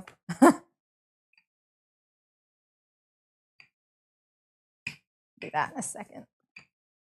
I've got a pan back there. We typically, because we make so many of them, we'll get like the aluminum foil, tin foil. What are they called? Like the pans you would use that are like, oh my God, temporary pans. Why is my brain not throwaway? Single use, disposable. That's the word I'm looking for. Disposable pan. But since I'm home and I'm here, I've got this guy. You want to have a pan with high sides. A cookie tray or a baking sheet is not going to work. You want to have something, you can do like a brownie pan or a cake pan if you want. I've got this rectangular one that I use for cinnamon rolls and stuff. I'm going to add some butter into it. So I've got this big thing of butter. You got some softened butter, room temperature butter, and I'm just going to kind of splat. It's about 2 tablespoons there, so about 28 grams of butter into that vessel. And then when the pierogi come out, they're going to go in here, and you're just going to shake the pan around. I'll do that for you. While we're going, I'm also going to take out a spider. If you would prefer, you can also use a slotted spoon of some kind. Really up to you. These are about done. I'm gonna give these another minute or two, and then we're gonna be ready.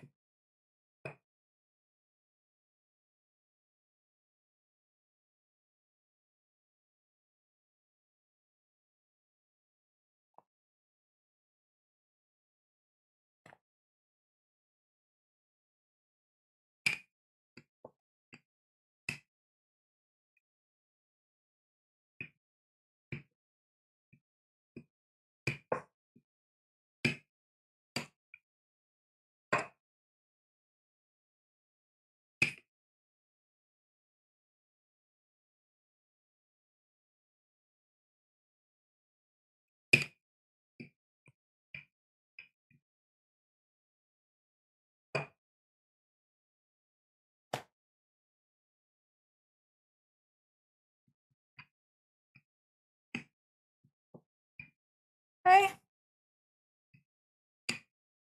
All right, let's cut out some shapes. Oh, might be a little thin.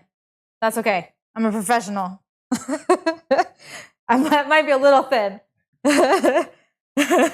We'll make it work. And then I'm going to cut my circles just like I did before. And we'll do some sauerkraut.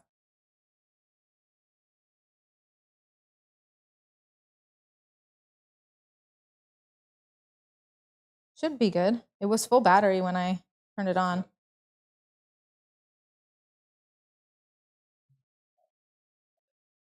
Oh, really?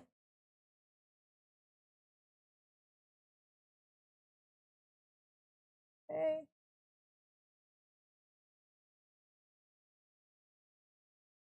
Okay. So we've got some more rounds. Pulling up our dough. I'm going to do the same thing I did before. If you want to reuse it, if not, just throw it away. Just throw it away. You're going to have a lot of excess dough during this process. That is okay. If you really don't want the dough to go to waste, you can do what we sometimes do when we were younger. Not so much anymore now that everybody's grown up, but maybe the kids will take over in the future. All of the leftover scraps of dough that I just threw away would get left in a bucket, and then we would have a dough fight in the backyard. It was great. Good times. Doesn't have to go waste. You can have fun with it if you really want to. Okay, I'm going to move these up and over. I need to get the pierogi that are cooking behind me out. They can cook a little longer. They're not like nothing's really going to happen to them, but I prefer not to have them just going. Okay, so let's take these out. I'm just going to, you don't have to see what's going on. I'm just going to scoop them out and put them in the pan, and then I'll bring the pan to you. Okay. Oh, you did? So it's over here? Okay. Oh, you put it over the cloth? Okay.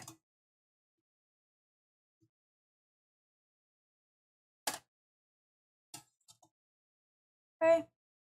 Your water will get cloudy as you cook more and more pierogi. That's just because they've got a lot of flour on it, on the outside of the pierogi. That's okay. They're delicate, but not as delicate as you think. So basically, I'm just melting the butter. Here's fine. Can you pull back so they can see more of what I'm doing, though? Because I feel like this is super close, like close in.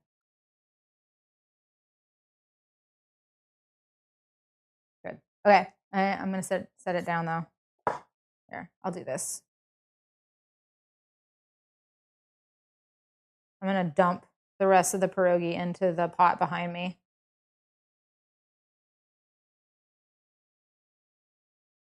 Et voila. Okay, let's see.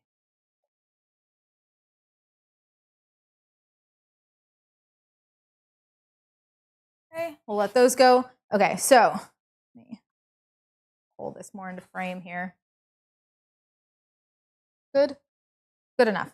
Okay, so I basically have this butter is like now melted, right? And so what you're gonna wanna do is you're gonna wanna get both sides covered in butter. You can do that any way you see fit. You wanna use your fingers. I tend to do that, but again, like I said, the heat doesn't really bother me. I think an offset spatula is a pretty good use here. You could use a fork, but you have to be careful with the tines because you could poke through the dough, and we don't want to do that. So just give them a flip. I'll do this so that you guys can kind of see just how that works. Just get underneath it and flip it.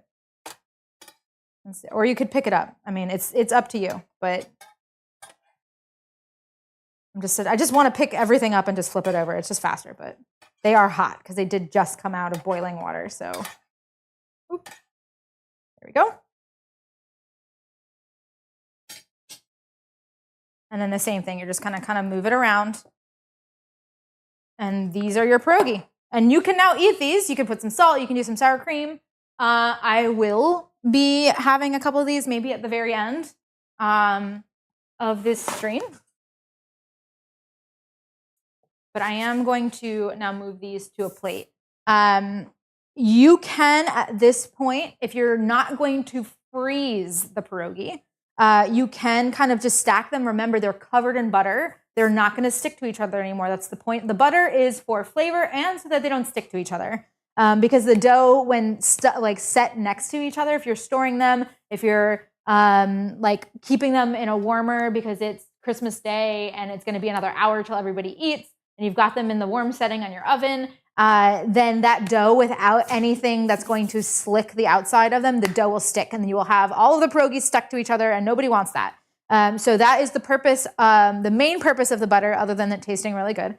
And essentially what you would do is you have, like at your station, you boil, you kind of coat with butter, and then you have a secondary vessel that is the kind of storage container. And you would essentially do this. So you would have your pierogi, and you're going to kind of stack them up against each other, just like this. And they'll just go in a tray and kind of just be stacked like that. Kind of like if you were going to open up Oreos, right? And they're just sitting all there ready for you. And that's kind of how they would be stored. Now, if you are going to freeze them, dough really doesn't like to be frozen. It likes to break and break apart and come apart in clumps and all that kind of stuff. It doesn't matter about the butter. So the best thing that you can do is put them on, if you want to use, honestly, anything, any surface is probably fine. Something like this, if you wanted to freeze them on something like this, you can. The butter will help pull off, but it will not help them from sticking to each other. I prefer to put them on a silicone, like a Silpat or a silicone baking sheet, so that you can kind of peel them off like a sticker, but you don't want them touching. Okay, so now they're going to freeze individually, and then you can cook them individually. And you can cook them, you can reboil them, or you can take them right from the freezer and put them onto a saucepan or a saute pan, and you can pan fry them right from frozen. Yeah, they're great, but you definitely don't want them touching, because if you had any kind of overlap, like imagine you've got even just like a corner overlap, right? And then this is frozen, and you go to break this, and the whole corner sticks to this one. Now you've got an open pierogi here, and you're going to have filling coming out as it reheats, and you don't want it to do that.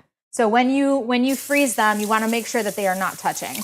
And if you want to save space, or save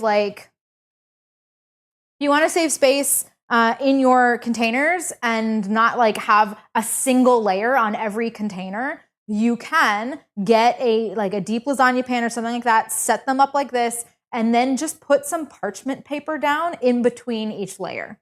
And that will also be helpful. You could do a silicone mat in between each layer. That's also fine if you really feel like doing that. If you have enough at home to do that, that's absolutely usable. But the parchment, we use parchment paper at home. It just seems to work really well. Do not use wax paper. It does not do well in the freezer. And it does, the parchment paper is coated in silicone, if that's helpful. So it's a little nonstick, which is great. So parchment paper is the go-to. Aluminum foil will stick and tear, and that is also not great. So if you want to use another silicone mat, sure. Parchment paper is easier. It's really up to you what you want to do, but this is essentially how you have them stored when you're freezing them. I'm going to put them on a plate because I would really like to eat a few. But I am going to make some sauerkraut. I'm setting these to the side because I have butter in this pan still. I did quite a bit of butter, but it's going to last through like a batch. And if you need extra butter, if you feel like there's not enough in the pan to coat, you can just add some more butter. We go through a lot of butter.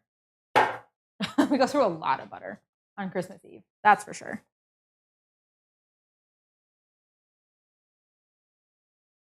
Can you freeze before boiling? I've never done that. I don't know the answer to that. I don't think that I would recommend that.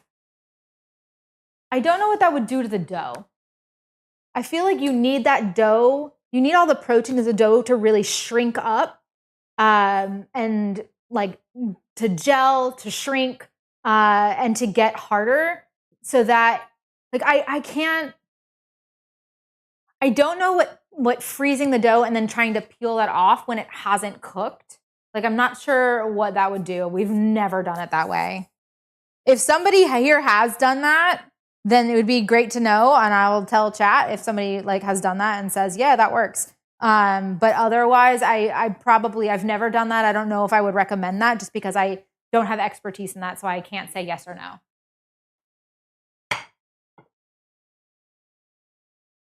There is never enough butter. True. I agree. Just did a taste test for the first boiled potato filled. Very pleased. Yay! I'm glad. I'm so glad you guys like it.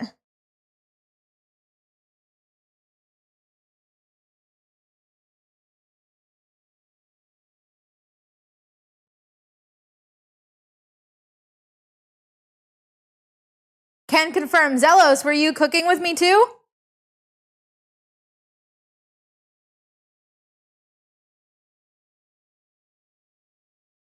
Maybe.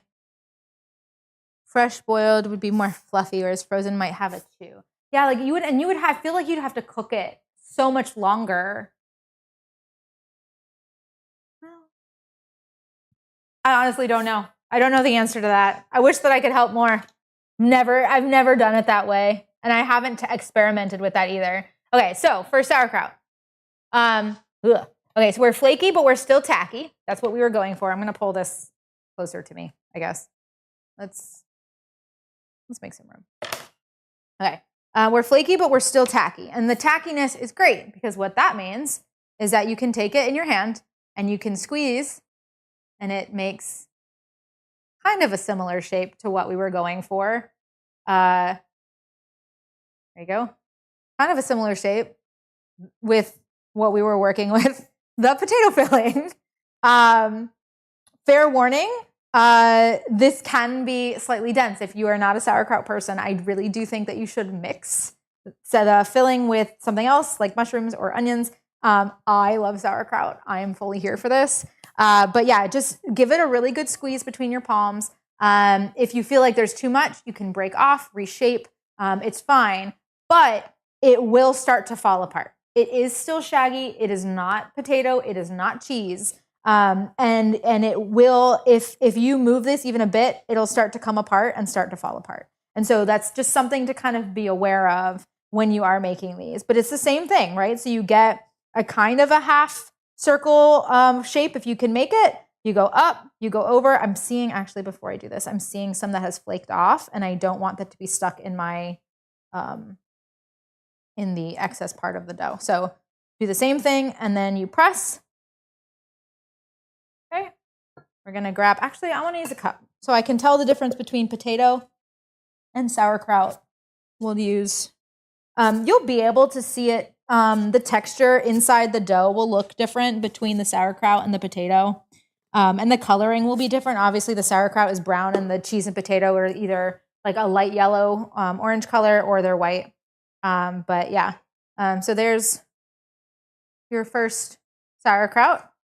I know it seems easy, but it is actually hard mode pierogi. Okay, we've got these done behind me. So I'm going to move these guys into this pan. My son is going to be very excited to eat these. He loves pierogi. because I don't think I could eat all of these by myself. I'm sure it'll be very happy to join. Okay. I'm gonna add a little bit more butter. Like 5 extra grams of butter.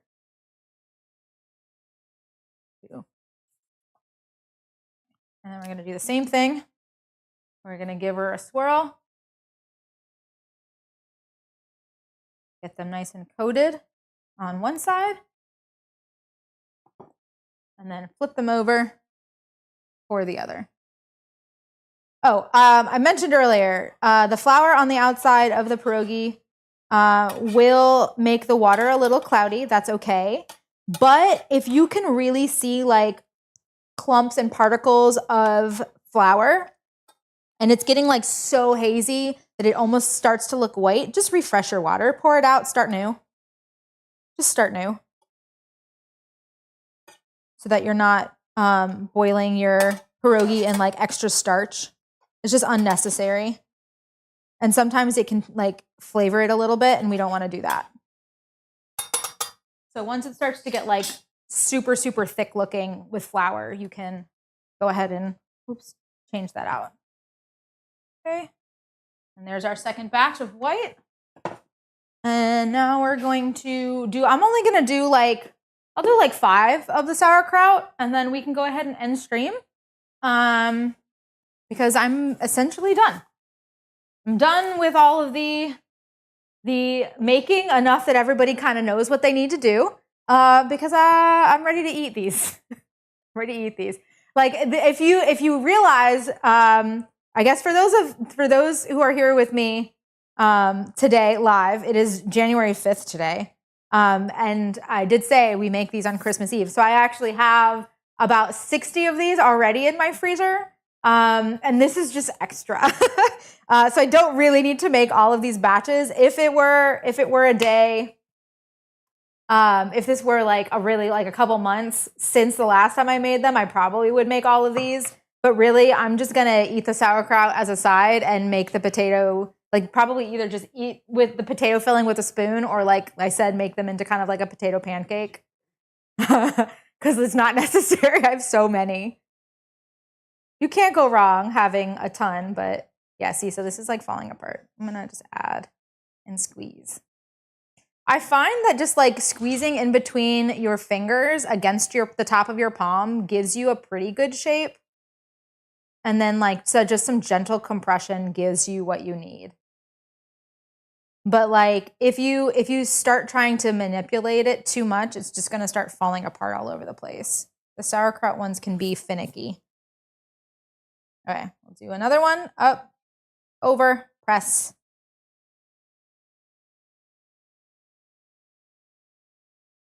And then cup. I'm gonna spin it around. And then there's our second one.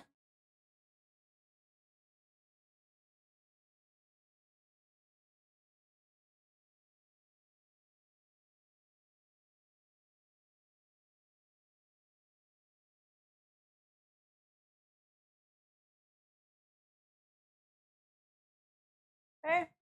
Do another batch. I don't have the cookie scoop anymore because I used it for the potato. I'd have to clean it.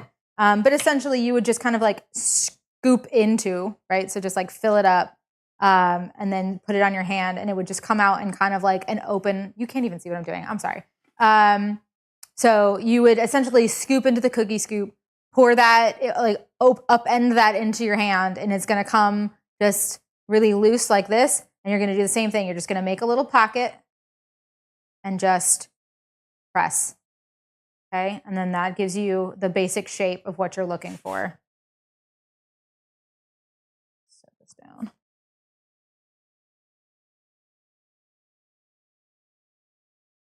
But really make sure that you're checking around your edges. Sauerkraut really likes to break open when it's boiling.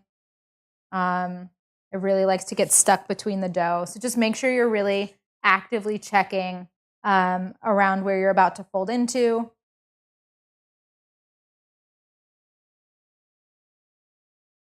And unlike the potato, you really have to fold the dough up and over without really manipulating the sauerkraut. Because like I said, like it's loose. Once it starts kind of falling apart and kind of declumping, it's difficult to kind of push back in and reshape. So your best bet is to like really fold the dough up and over and not like with the potato, you can kind of push that center potato in while you're folding the dough over. But with these guys, you kind of can't do that. So okay, let's do another one.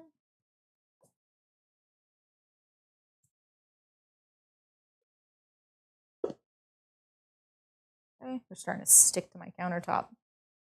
Some more flour.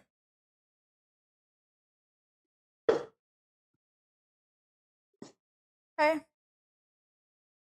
We'll do another one. How many should I do? You want one more, two more? What are you thinking? Do we feel like we got it, or do we feel like we need a little bit more?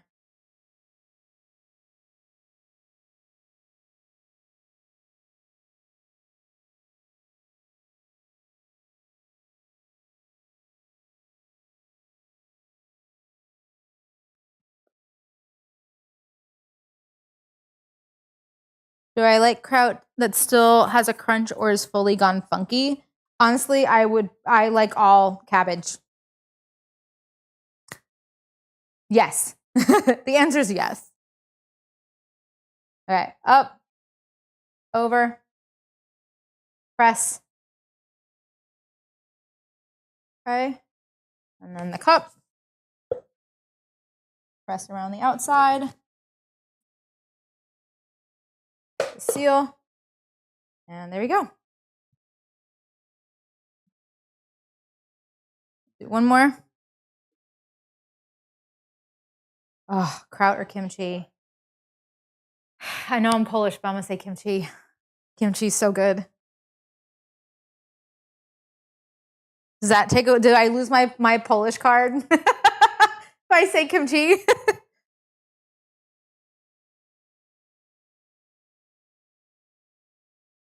Immediately get disowned by my own culture.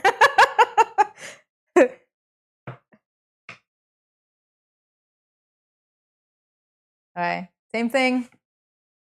Got like a handful here, probably a little less. I'm gonna push that into the pocket of my hand and then wrap my fingers around, give it a good squeeze. Okay.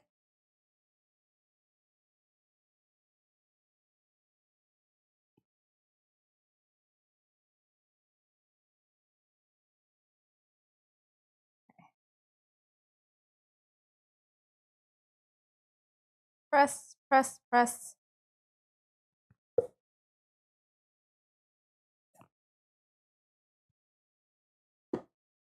Ooh, we're sticking. That one's stretched. Okay. Okay, let's cook these. Nobody requested another one, so we're gonna stop there. I'm gonna cook these guys. We're gonna boil these right now. Okay.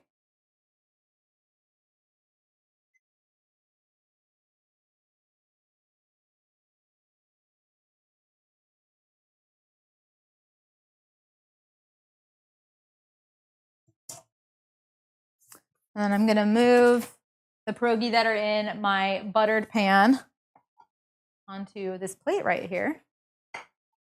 Oh, sorry. I'm trying to stay in frame because you had that second camera view up.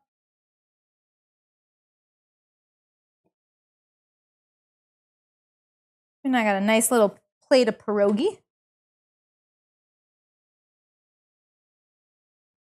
Oh, that picture. Look at that. Whew. That is it right there.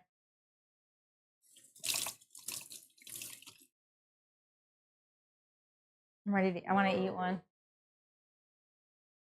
Oh, that was weird. Okay. Where did my salt go? Let's do this. I'm going to get a fork. I'm going to use this fork. I will probably make the rest of this, but I'm going to eat right now. Okay. Enjoy. For those of you who cooked with me, I know some of you have already started eating these.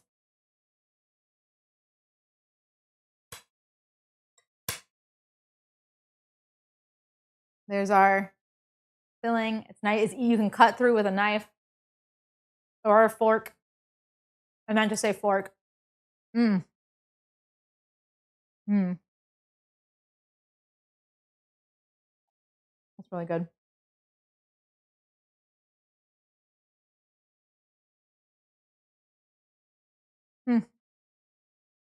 There you go. You did it.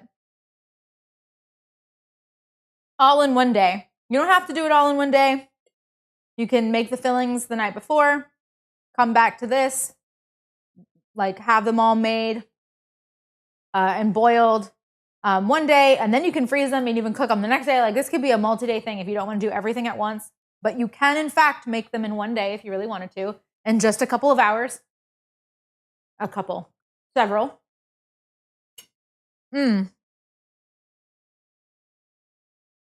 Oh, it's so good. Okay. We'll move this to the side. I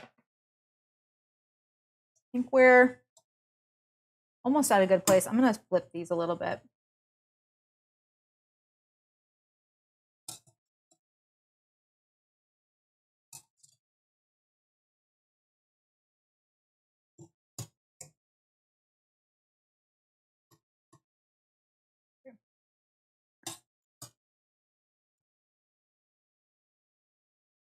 Okay. Into our butter pan.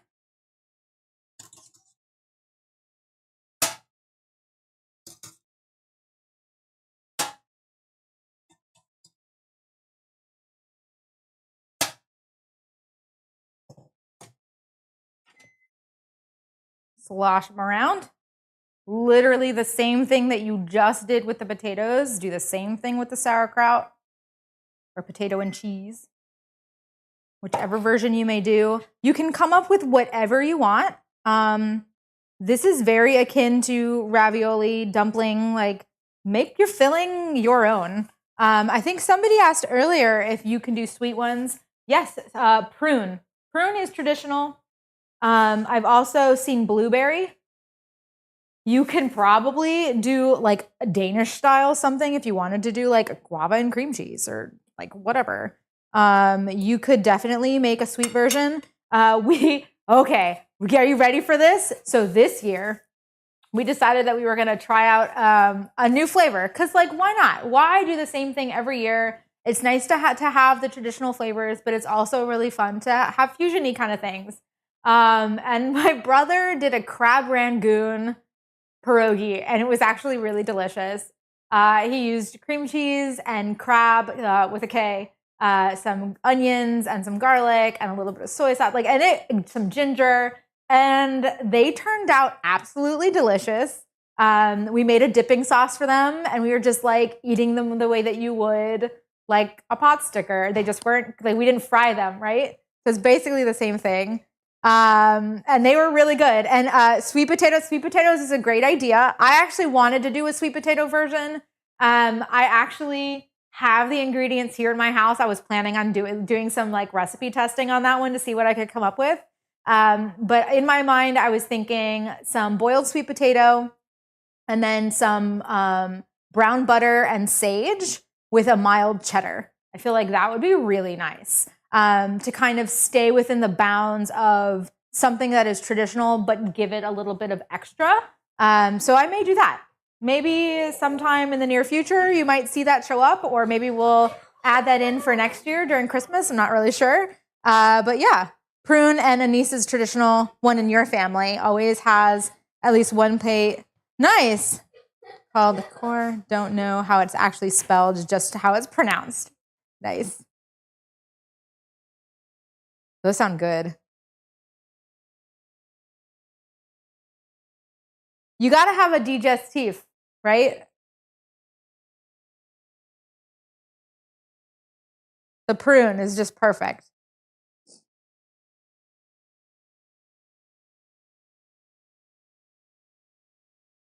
Okay. I'm going to eat one of these too, just so you can see what the inside looks like when they're done. I feel like I should pan fry one too, but this is all we have time for today. So Here's the sauerkraut. And you'll see that it opens up quite a bit. So like if you're worried about like the compression that you're doing when you're forming the shape to go in, once it starts boiling, it's gonna like all of the moisture and stuff that gets in there is gonna reopen that up. And that's gonna just be like really nice and flaky on the inside. And you can see like you don't have like pockets where it's just dough. Like there's a really good healthy amount of sauerkraut in that. And it's just the way that I like to make them. I feel like it's better. Sometimes you get like really flat sauerkraut ones because it just doesn't have enough filling in it. And this I find is like super helpful just to get like a good amount of filling. So cheers. Mm. Mm.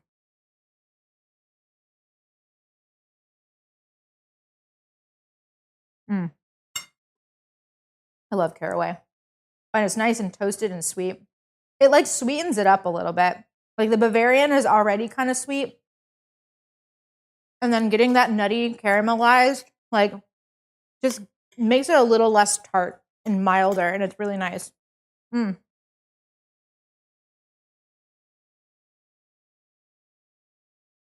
Mm. I do want some sauerkraut or some sour cream with these. Mm. Okay. That was really tasty. Thank you for coming to my mukbang. I'm going to save these guys for my family. We'll probably finish the plate in the next 30 minutes. I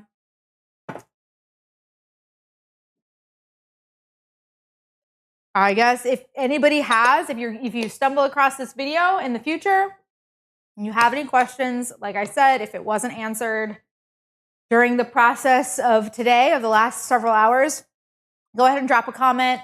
And I will be looking at comments for this video over the next couple of days and in the future, so I can answer any questions you might have. You can also find me on my website at alittlespoon.com. You can send me a comment or a question there. I do get emails right from that contact form in the contact me page. I also have an Instagram. It's at _little_spoon. You can DM me from there. Literally multiple ways to contact me if you have any questions about anything that you see today. If you have any requests, if you have other cooking questions about science or other recipes that are on my website or on my Instagram, happy to help at any time. My website, you will notice, does not have ads. That is on purpose. I loathe ads, as I'm sure everybody else does. And the way that I can keep ads off my website is with all of the wonderful people who support my Patreon. I do have a Patreon. It is not solely support. If you want it to be just support, you're welcome to subscribe on Patreon and just be that person that lurks all the time. That is absolutely fine if you are that person. But it also acts as a really fun way for me to have an even closer relationship with the people who really, really enjoy kind of what I'm doing here and want to support to the nth degree and just be a part of the process and a part of this journey that is my food blog and cooking stream. We have a private Discord, which is basically just like a place where you can go that's got a bunch of different channels. We talk about travel and where to go to eat when you travel. We talk about the things that we're cooking, the restaurants we're going to, beers that we're having, food that we're having, desserts, whatever that looks like. And then a lot of the times I ask a lot of questions of the people that are in that Discord. I actually was working with them and asking their opinion on business cards just this week and sending them a bunch of different things to look at. They usually have a lot of say in upcoming recipes and a lot of say in which recipes are going to be done on these cook-alongs. So if you want to be a little bit more a part of the community, more so than just what you get here, what you get free online or what you get to do kind of during our lives, that's a great way to kind of get even more into the community. And it was really great having you guys here today. I hope that you can take this with you and maybe have your own little tradition if this is something. Especially with the pierogi, it is just such a traditional food for us Polish people at Christmas time. If this is something that maybe you've wanted to do but you didn't do it with your family when you were younger and you've wanted to learn. I really hope that this is helpful for you. Or if you already make these, but you didn't make the specific kind and you want to go ahead and try, or you just want to learn how to do this, I guess, a different way. I don't know. I hope that this is helpful. And I hope that you'll check out some of my other cook-alongs and some of my other recipes. Thanks very much. Bye, everybody, from the Little Spoon Kitchen. I'll see you guys next time. Cool. So, for everybody who is here for the live, Kate, you said you wanted to make some pierogi? Okay, do you want to get a stool and your apron, wherever that is? She doesn't want an apron? You want to just get messy, girly? Okay. Okay. This is to prove that anybody can make these, and they're not as scary as you think they are. Okay, miss. Get you some flour. Here's your dough. You want potato and cheese? Do you want me to make you the filling, or you want to do a scoop yourself? You can scoop with a cookie scoop, or you can scoop with a spoon. I think I just got flour all over my face. There we go. You want to do that? Okay, you're going to scoop just like you're scooping for cookies. A little bit more than that. All the way in. Dig deep, girly. There you go. We're going to press it in. Wait. Don't press it yet. Okay, there you go. Okay, you want to put that in your hands? Do you have flour in your hands yet? There it is. You see it? Did it pop right out? There you go. You have flour in your hands? All right, get some more flour in your hands.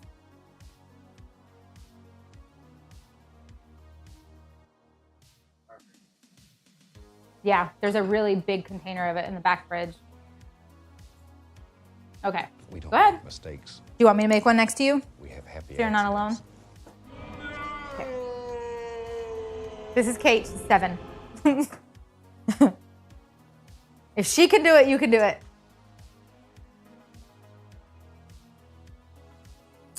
You worked really hard on her pierogi this year, didn't you? Yeah.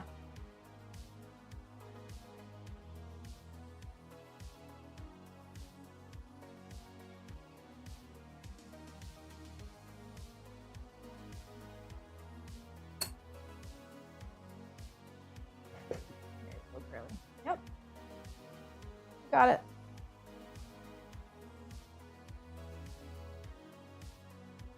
Nice. Okay, you want to use a cup or you want to use the press? You like the press? Okay, really, really hard. Really, really hard. There we go. Look at that. Gifted items, one total, gonna go a little closer on this side? $108.23 MSG. Okay, you're done. As our fave mob would Look say, at that. don't worry about it. He's made a pierogi. Our merch is the best. It's perfect. We have the best merch. Easy as cake, No one huh? else has this. Pie. Yeah, I think pie. Piece of cake. Piece of pierogi. Easy as pie. You get it? There we go. There we go.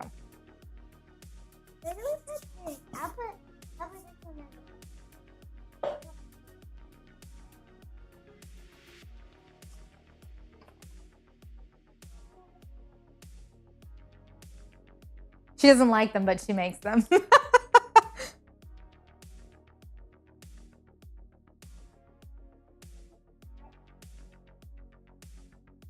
Yeah, that's good.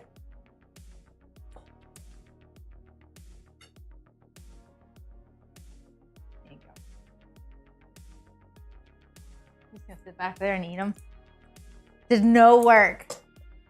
Hey, Luke. What? Do you want a pierogi, kiddo? What? Okay. He did work.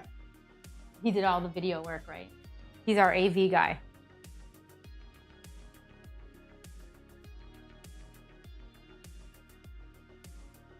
This is done now, right? I can't talk to anybody anymore. YouTube is still live? Okay, hey Lindsay, how did they go? You said you were waiting for the water to boil.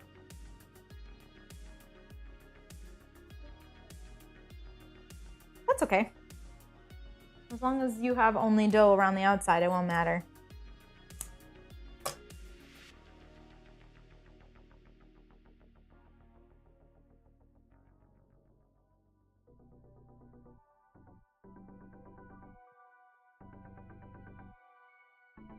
Why so serious? Did you make pierogi today too?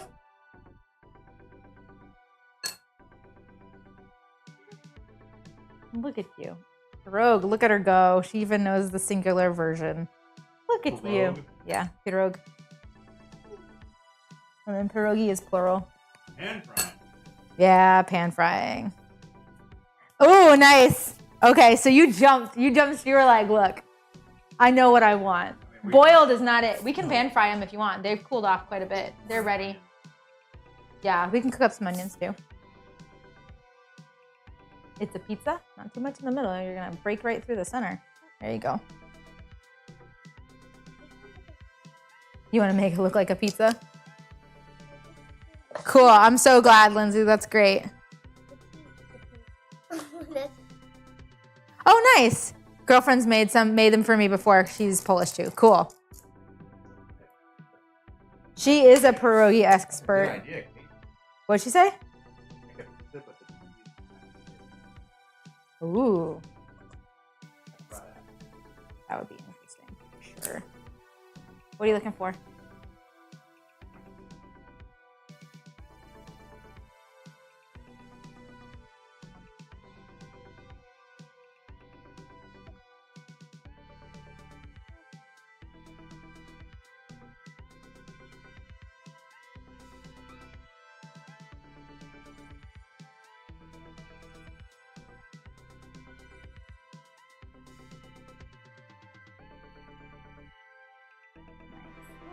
Oop, I'm gonna take off the edge again. Ooh, you get super close. My goodness. Look at that. That is a crazy potato to dough ratio right there. No, that's okay. Nope. I just dropped this on the center of it. There you go. You want one more? They're gonna put the scraps in the cup? Yeah. Okay. Oh, sorry. I was stretching it out. Do you want here? I'll give you one that's not stretched. There you go. You can do it. Sorry, I didn't mean to do your job. I wasn't paying attention.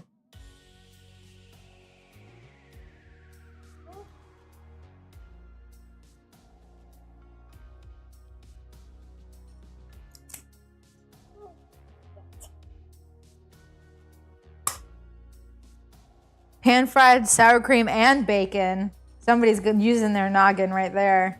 That sounds really good.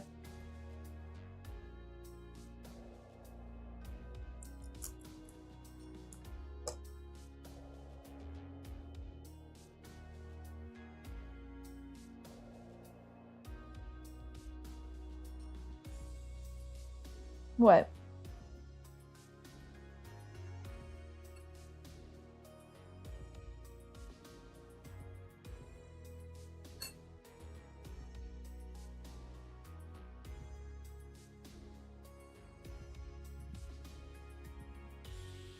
Slayer. Whew. What a stream. You did. You had to wait a really long time. That is absolutely true. Girly, what are you doing to that thing? I don't know. We'll see what happens to that one. I'm not sure, Kate. You're going rogue, girl. Yeah, you got a hole in that one. This one won't cook. Sorry, girly. I'm gonna take that out and we'll use the filling for something else. There we go. What were you doing? I don't know. I wasn't paying attention. You want to play with some dough? Oh, yeah. Ooh, there, you can play with that.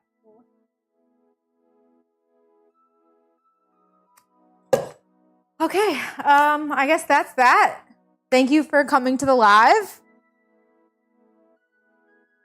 Thank you for hanging out with us for almost 4 hours. I knew this was going to be a long stream, but it was a delicious stream, right? It was a lot of fun. We learned a lot of stuff. Did we learn a lot of stuff? I hope so. I didn't learn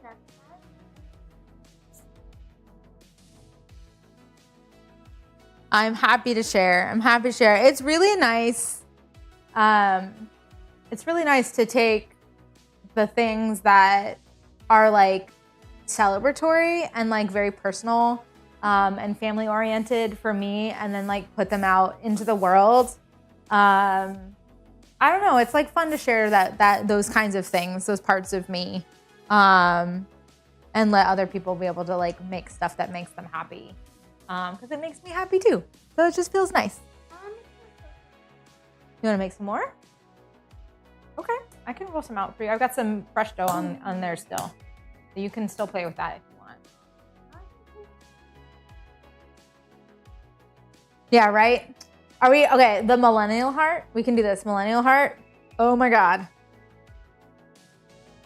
Right? We got our Gen Z heart, right? And then this is the newest one, right? This little guy?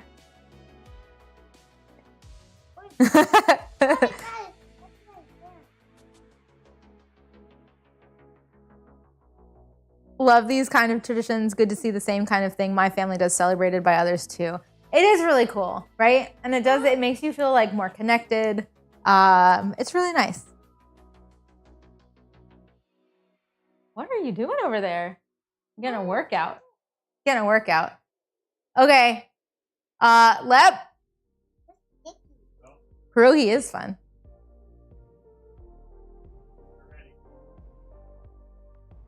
Gen Alpha Heart made from an iPad. It's supposed to be like, I think this is more of a K-pop thing too, is the little heart. Thank you, Noctis. Let's go. Pierogi done. Good stream. We can keep making them, but we're gonna be done streaming now. So I can clean up. You ready? Yeah, put her there. Good job. Very good. Very nice. Okay, bye everybody. Lep will see you. My husband will see you tomorrow, 6:30 a.m. Eastern. Always on time, as you know, for some video game play on this channel. Not on YouTube, on Twitch. We're streaming on 2 platforms right now. And so he will see you on Twitch live tomorrow. Thank you very much for joining the stream, and I will see you guys at the next one. Bye.